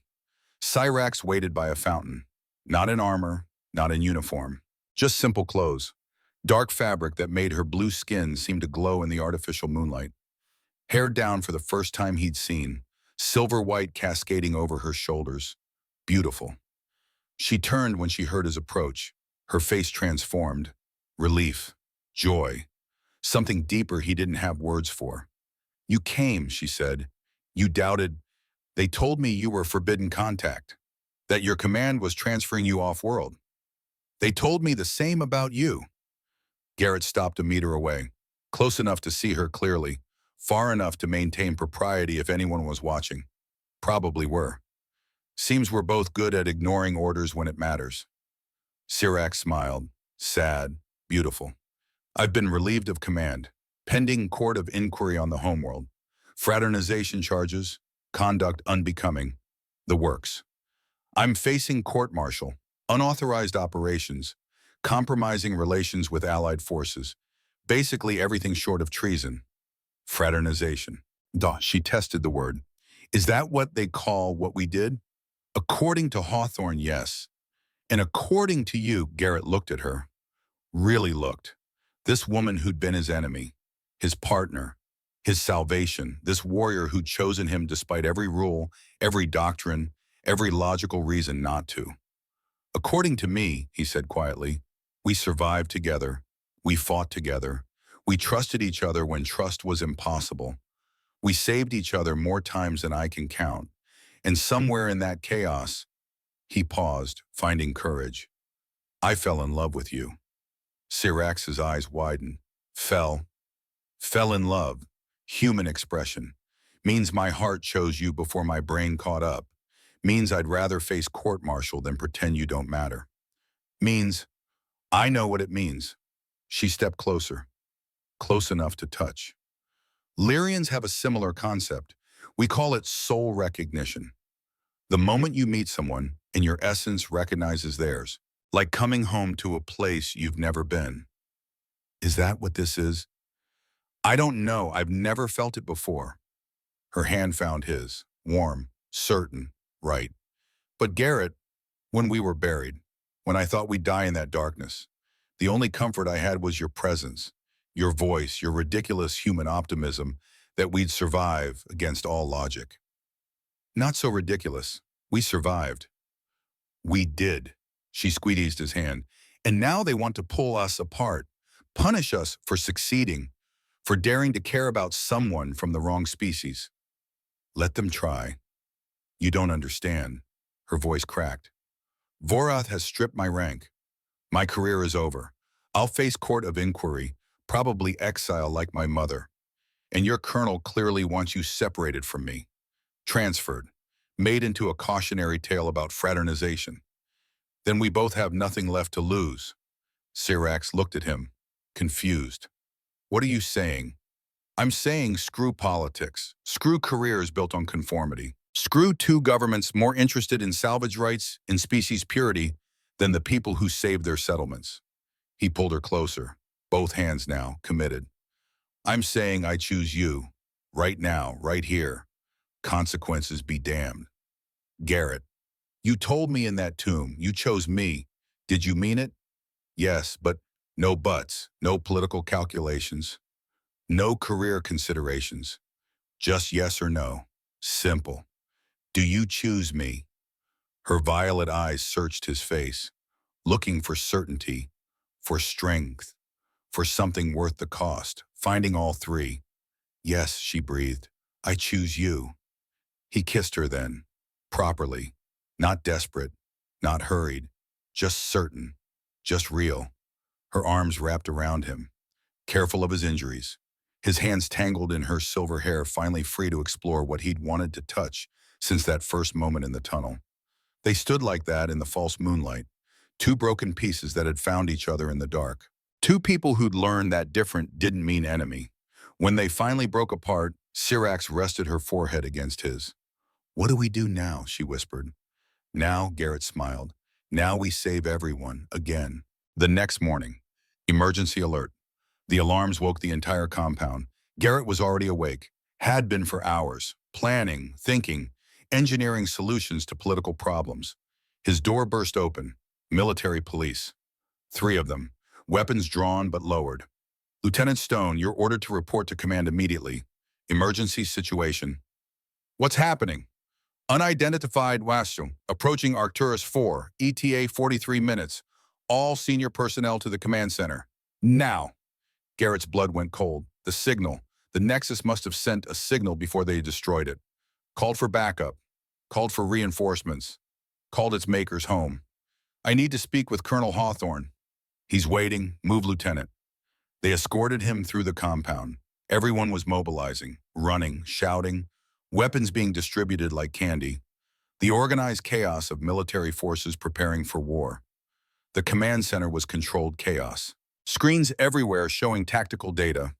Personnel rushing between stations. The nervous energy of people who knew death was coming. Hawthorne stood at the central display. Beside him, High Commander Vorath, both staring at the holographic projection of an approaching vessel. It was massive, easily twice the size of the largest Lyrian battlecruiser. The design was organic, flowing, beautiful in the way that apex predators are beautiful. Efficient death. Lieutenant Stone, Hawthorne barked. Not a greeting, a summons. You said you destroyed the Nexus. We did, sir. Confirmed kill. Then explain that. He pointed at the ship approaching at relativistic speeds. Garrett studied the approach vector, the energy signature, the flight profile, his engineer's mind processing variables. It's not an attack formation, he said slowly. Certain. It's a query pattern, investigative approach, not combat deployment. How do you know? Because I've seen it before, in the chamber. The Nexus was communicating with something. Not commanding drones, communicating, sending data. He turned to Hawthorne. That signal it sent before we destroyed it. It wasn't a distress call or a weapon activation. It was a recognition code, a ping saying something happened here. Recognition of what? Voreth demanded, his voice harsh, aggressive. Of who disabled the system after 10,000 years. It's curious. Wants to know who we are. The door burst open. Syrax entered, flanked by Lyrian guards. She looked like hell, still injured, still exhausted, moving on will in spite, but standing, fighting. Her eyes found Garrett's across the room, a moment of connection that spoke volumes. With us, she said, addressing both commanders. The vessel wants to meet whoever destroyed their Guardian system. How do you know this? Voreth demanded. Syrax limped to the display, studied the signal pattern with eyes that had spent 2 years analyzing Cygnus void data. Because I've studied similar architecture. This is the same mathematical structure I saw in the Cygnus derelict. It's not a weapon signature, it's asking a question. What question? Hawthorne asked. Who are you? Garrett and Syrax said simultaneously. The two commanders looked at each other, then at the approaching vessel, political calculations running behind professional masks. Our fleets are mobilizing, Voreth said. 12 Lyrian warships in defensive formation, armed and ready. U.S. forces standing by, Hawthorne confirmed. 4 carriers, 12 destroyers. Weapons hot. Targeting solutions locked. You can't, Garrett protested, stepping forward despite the pain. If you fire first, we defend our people, Lieutenant. That's our job. By starting a war with a species we know nothing about, a species advanced enough to build technology that nearly killed us all. Syrax stepped forward too, united front. That's not defense. That's suicide. You've been relieved of command, Syrax, Voreth said coldly. Your tactical opinions are no longer relevant. Then I'm speaking as a scientist, as someone who spent 2 years analyzing data from Cygnus Void, as someone who actually encountered this technology and survived. She gestured at the display. That vessel isn't hostile, not yet, but it will defend itself if threatened, and we'll lose. 30 minutes to contact, someone called out, tension rising like pressure in a sealed container. Hawthorne and Voreth exchanged glances. 2 military commanders who'd spent careers preparing for conflict. 2 men who knew only the language of force. We hold position, Hawthorne finally said, but weapons hot. First sign of aggression we fire. Overwhelming force, no hesitation. Agreed, Voreth said. Defensive posture only, but prepared for immediate offensive action. Garrett caught Syrax's eye, shook his head slightly. This wouldn't work. 2 nervous militaries with fingers on triggers. 1 misunderstanding and everyone died. Syrax nodded, understanding. They'd survived worse than military bureaucracy.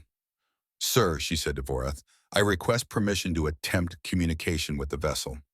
Denied. You're under investigation. Then I'll do it anyway. She turned and walked toward the exit. Guards moved to block her, hands on weapons. Commander Syrax, Voreth warned, voice like ice. Stand down, that's an order. No, Garrett moved to her side. The MPs grabbed his arms. Professional, firm, not brutal yet. Neither of us is standing down, he said, meeting Hawthorne's eyes, because we're the only ones who understand what's happening. The only ones who've actually communicated with this technology. This is treason, Voreth hissed. This is command, Syrax shot back. Something you've clearly forgotten in favor of political positioning and species pride. Hawthorne stepped between them, hand raised. Authority asserted. Everyone stand down. Now. The room froze. Military discipline overriding personal impulse. Hawthorne looked at Garrett, at Cyrax, at the displays showing the approaching vessel. 25 minutes. You have a plan, Lieutenant? Yes, sir. The excavation site. The Nexus is destroyed, but the communication array might still be functional. If we can transmit the right sequence using mathematical language, you'll give away our position. They already know where we are, sir. The Nexus told them before we destroyed it, but they don't know who we are, what we are. If we can show them cooperation between species, alliance, maybe they don't kill us all, Cyrax finished. Vorath laughed, bitter, cynical. You want to bet both our species on maybe, on hope, on the goodwill of aliens we know nothing about. Better than definitely starting a war we'll definitely lose, Garrett replied. Sir, 20 minutes. Hawthorne looked at Vorath. Two military commanders across species divide, across doctrine, across everything that separated them. Your people and mine, Hawthorne said slowly, we've never truly trusted each other. Never truly cooperated beyond political necessity. No, Vorath agreed, wary, but these two did, went into hell together, came out alive, saved everyone on this planet. Hawthorne paused. Maybe it's time we learned from our subordinates instead of punishing them. Vorath was quiet, calculating, political animal weighing options. Then slowly he nodded. You have 20 minutes. If this fails, we fire. Understood. Understood, they said together. Go, Hawthorne ordered. Both of you, save us again. They ran. Alara was waiting with a vehicle. I heard the alarms, figured you'd need transport. How did you? Garrett started. My father taught me to anticipate command needs. She smiled, sad, proud. Get in, I'll drive fast. They raced to the excavation site, down into the partially collapsed chamber. The air still smelled like ozone and death in the aftermath of violence. The communication array was intact, barely, held together by hope in military-grade duct tape. Garrett's fingers flew over the controls, rerouting power from emergency cells, praying to gods he didn't believe in. What sequence? Cyrax asked, already working beside him, hands moving in concert. Mathematical, universal language, Fibonacci sequence, pi to 100 digits, prime number series. He pulled up the interface. Show them we're intelligent, curious, not hostile. They'll need more than math. They'll want to understand why we destroyed their guardian. Then what? Cyrax thought, then grabbed his hand, placed it on the interface beside hers. Their fingers interlaced over the controls. Us, she said simply. We show them us, show them what we've become. Together they input commands, mathematical sequences combined with biometric data, human and Lyrian DNA signatures interwoven, images from security footage. The two of them working together, fighting together, surviving together, choosing each other, a story told in code and light in the mathematics of connection. The array hummed, powered up, transmitted, 15 minutes. The vessel slowed. Deceleration burn visible even at this distance. 10 minutes. It stopped. Hovering in stable orbit. Weapon systems dark. Shields minimal. 5 minutes. A response came through. Not words, not even mathematical symbols. Something deeper. Patterns that conveyed meaning beyond language. Concepts that bypassed translation and spoke directly to understanding. Cyrax's eyes widened as she interpreted. Her training from Cygnus void analysis finally useful. They're identifying themselves, showing us who they are. They built the defense system, Garrett breathed. Understanding blooming. More symbols, more patterns. Cascading data that form pictures in the mind without using eyes. They call themselves architects. Cyrax translated, her voice shaking with wonder. Builders, creators. They shaped worlds, guided evolution, then left. Why, Toyo? They don't say, but they left guardians, systems to protect their works until, she paused, processing, until species worthy of inheritance arrived.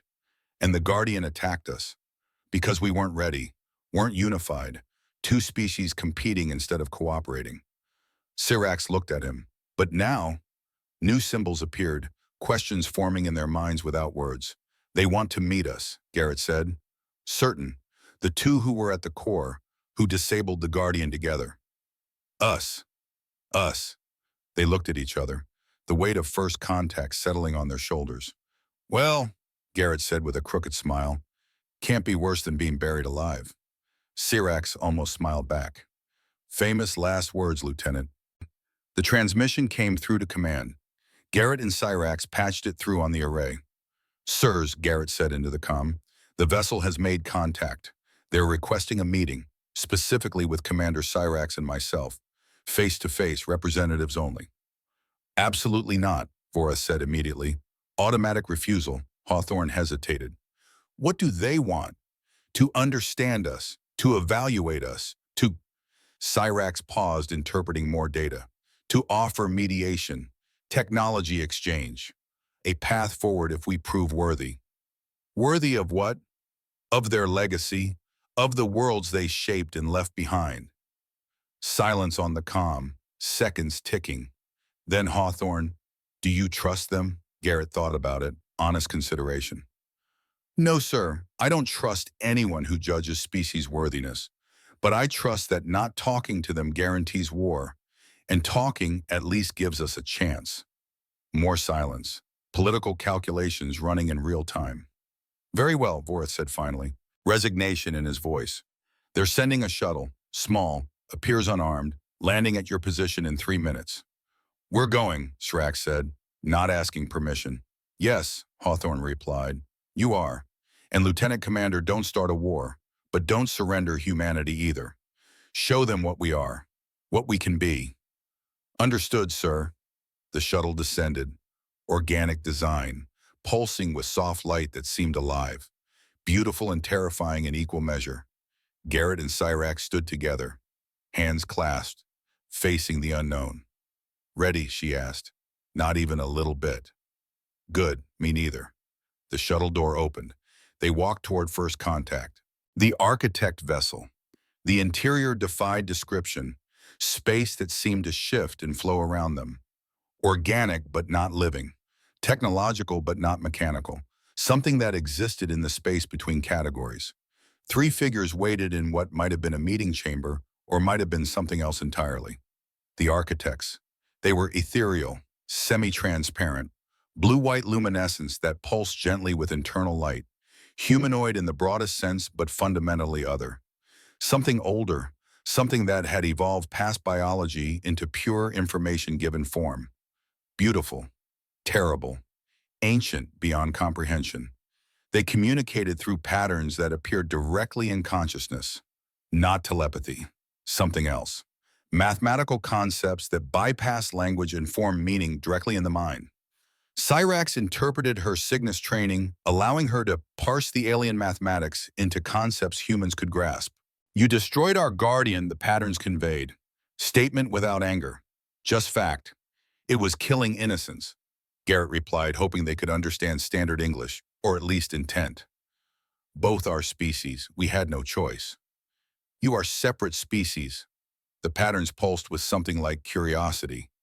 Different origins, different evolution, yet you worked as one organism. Explain this. We learned to, Syrax said simply, through necessity, through survival, through choosing to trust despite every reason not to. How Bishtal, Garrett looked at Syrax, found strength in her eyes, by seeing past what we thought we knew, by rejecting doctrine that said different meant enemy, by choosing survival over pride, by, he paused, finding truth, by recognizing that connection matters more than conformity. The architects pulsed brighter, patterns shifting faster, conveying concepts that hurt to comprehend. We have watched many species evolve across this galaxy. They communicated through cascading mathematics. Most destroy themselves over resources, over pride, over fear of difference. They cannot cooperate across species boundaries. They die alone hating each other. We nearly did the same, Syrax admitted. Honesty her only weapon. Our government sent us here separately. We were barely allies. One incident from war. Yet you chose differently. Enemy to ally. Ally to... The patterns shifted, searching for concept. To bonded pair. Soul recognition across species barrier. Yes, Garrett said simply.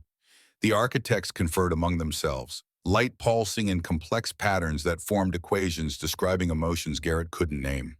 Then we left this world long ago, 10,000 cycles by your measurement.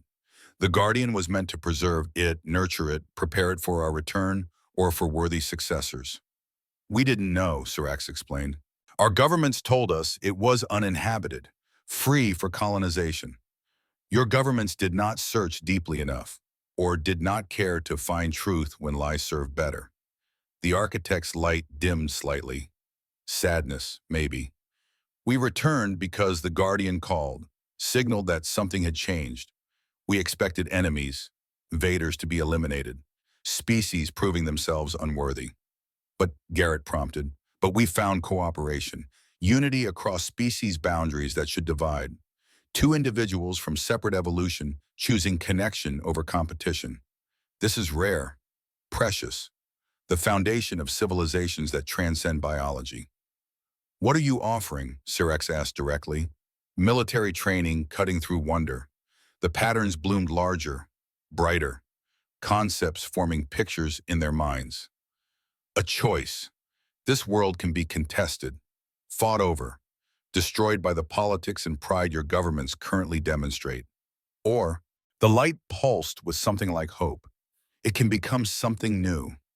The first true alliance between your species. Proof that cooperation is possible.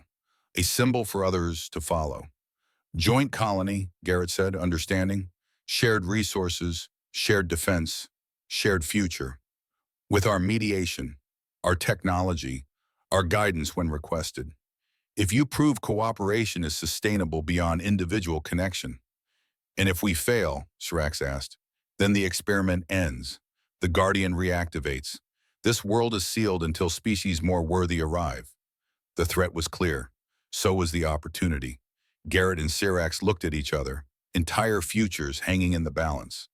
We're just two soldiers, Garrett said honestly. We can't speak for our governments. Can't promise what politicians will do. No, the architects agreed, but you can inspire them. Show them what's possible. You already have. Your survival, your choice to work together, your refusal to let doctrine define you. This is the seed. We provide the garden. You must tend it. The meeting ended, concepts too large for words settling into understanding. They returned to the shuttle in silence. When they were alone, Sirax turned to Garrett. Did we just commit our species to an alliance neither government wants? Yeah, pretty much. Are you frightened, terrified? Good. She kissed him. Quick, certain. Promise sealed. So am I. Let's do it anyway. 6 months later, Arcturus IV joint colony. The settlement was growing, thriving against all odds. Human habitats side by side with Lyrian structures. Shared infrastructure humming with combined technology. Mixed crews working in coordination that would have been impossible 6 months ago. Children, human and Lyrian, playing together in the synthetic gardens, learning each other's languages, making up new ones. It wasn't perfect. There were fights, misunderstandings that sometimes turned violent. Cultural clashes over everything from meal schedules to proper greeting protocols to religious observances. But it was working. Slowly, painfully, beautifully. Garrett stood at the memorial stone. 2 names carved in both languages, English and High Lyrian, honored equally. Captain Aldrich Thorne, Terran Defense Force. Kelvin of House Surratt, Lyrian matriarchy. Different species, different wars, same sacrifice, same valor. They would be proud, Sirax said, appearing beside him. She wore ambassador robes now. Lyrian design with human modifications. Symbolic fusion. Official position granted by both governments after months of negotiation. Garrett wore his uniform. Lieutenant still, but that was changing. Hawthorne had put him up for promotion. Captain, command of the Joint Engineering Division. You think so? He asked. I know so. Thorne taught you to survive. Kelvin taught me to lead with heart instead of just doctrine. We're living what they died for. They stood together. Hands clasped openly now. No hiding, no shame, just truth. A chime sounded. Incoming priority message. Cyrex checked her display. Her expression shifted. Excitement, concern, wonder. What is it? Message from the architects. They want another meeting, full diplomatic exchange at their homeworld. They're inviting representatives from both species. Winquo. 3 months, Garrett exhaled slowly. So we're really doing this, building something permanent with them. Looks like it. She squeezed his hand. Think we're ready. No, but we're going anyway. Another alert chimed, different tone, urgent. This time Garrett checked his display. His face went pale, all blood draining. What? Serax asked, already knowing it was bad. It's another beacon. Different signature, but similar structure to the Guardian. Emanating from... He looked up, met her eyes. The Cygnus void. The words fell like stones into still water. Serax stiffened. The place where I lost 200 ships, where 17,000 died. It's calling us. Garrett pulled up more data. The architects are saying they left multiple Guardian systems across this sector. The Cygnus one is activating, requesting contact. Or warning us. They looked at each other, the weight of old ghosts between them. Serax's greatest failure calling from across the stars. Do we answer? Garrett asked quietly. She thought about it, long and hard, processing fear and duty and the cost of running versus facing. Then she took both his hands, held them tight. We survived being enemies. We survived being buried alive. We survived first contact with beings beyond our comprehension. She smiled, determined. We can survive facing my past. Together. Always together. But first Garrett had something to say. Something that had been building since that tomb. Since that choice. Since that moment when different became beautiful. Before we face whatever's waiting in Cygnus, he pulled her closer. I need you to know something. What? 6 months ago, you were my enemy, then my partner, then the person I'd die to protect. He touched her face, blue skin warm under human fingers.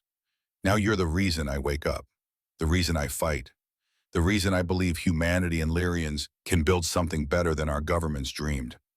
Serax's eyes grew bright. Garrett, I love you, Serax. I know Lyrians express it differently, but I need you to hear it in my words. Human words. I love you, choose you, want to build a future with you, even if that future is complicated and political and harder than anything we've survived so far. Soul bonded, she whispered, Lyrian tears tracking down blue cheeks. We say soul bonded, and yes, I am. To you, completely, forever. They stood watching the dual sunset, two broken pieces that had found each other in the dark, had chosen each other against all doctrine, had proven that different didn't mean enemy. The Arcturus suns painted the sky in gold and crimson. Human and Lyrian flags flew side by side. Children laughed in blended languages. The future unfolding despite everyone who said it was impossible. For a moment, the universe was perfect. Serax leaned against him. When we go to Cygnus, when we face whatever's there, promise me something. Anything. Promise me we face it like we've faced everything else, together. No sacrifices, no heroes, just partners. I promise, no heroes, just us. The console chimed again, more data from Cygnus. The architects were sending information, context, history. Garrett read it, his expression shifted. Serax, the Cygnus station, the one where your crews were converted. The architects are saying it wasn't just a derelict. What was it? A test, like the Guardian here, but designed differently, designed to evaluate species through biological integration rather than combat worthiness. My crews failed the test. No, he showed her the data. They were never supposed to survive it. The test was whether their command structure would sacrifice them or try to save them, whether mercy or doctrine would win. Understanding dawned in her violet eyes. I passed by failing, by choosing elimination over rescue. You chose to stop the spread, to protect the living. The architects are saying that was the right answer, the merciful answer, the one that proved your species capable of hard choices. Serax stared at the data. 2 years of guilt, 2 years of ghosts, all of it recontextualized in an instant. They're inviting us to Cygnus, Garrett continued, to see what the test was really for, to understand what they're offering. Wendy Shayam, they're suggesting we coordinate with the homeworld visit, 3 months, both locations, full understanding of what they want from us. Syrax looked at him, at the memorial stone, at the colony thriving despite impossible odds. We've come so far, she whispered, and we're just getting started. He pulled her close. 3 months, then we change everything again. Together, always. 3 months later, deepest space, Cygnus void approach. The diplomatic vessel cut through space. Joint crew, joint mission, joint future. Garrett and Syrax stood on the observation deck, watching the void approach. Where light went to down and secrets waited. Scared, Obama, he asked, terrified. You are the same. He took her hand. But I've got the best partner in the galaxy. Flattery won't save us if this goes wrong. No, but it makes the waiting easier. The ship's AI chimed, approaching Cygnus void perimeter. Unknown structures detected. Multiple signatures. Architect design confirmed. Not one station. Dozens. Hundreds. A network spanning light years. My God, Cyrax breathed. The comm crackled. Architect patterns forming directly in their minds. Welcome, soul-bonded pair. Welcome to the archive. The memory of 1,000 species who came before. Some passed, some failed, all remembered. The structures lit up one by one, each a story, each a test, each a species that had faced the question, can you transcend what you are to become, what you might be? Your species stand at the threshold. The architects communicated. What you build at Arcturus will echo across galaxies. What you learn here will shape your future. Are you ready to understand the price, the responsibility of inheritance? Garrett looked at Syrax. She looked back. United, certain. Yes, they said together. Show us everything. The archive opened, secrets pouring forth like starlight. And in the distance, deeper in the void, something else stirred. Ancient, hungry, waiting.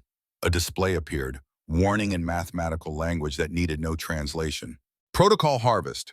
Initiated analysis. Sentient life detected evaluation in progress. Threat level, unknown recommendation vigilance. Syrax gripped Garrett's hand tighter. That's new? Yeah, I think the architects know about it. If they do, they're not sharing, yet.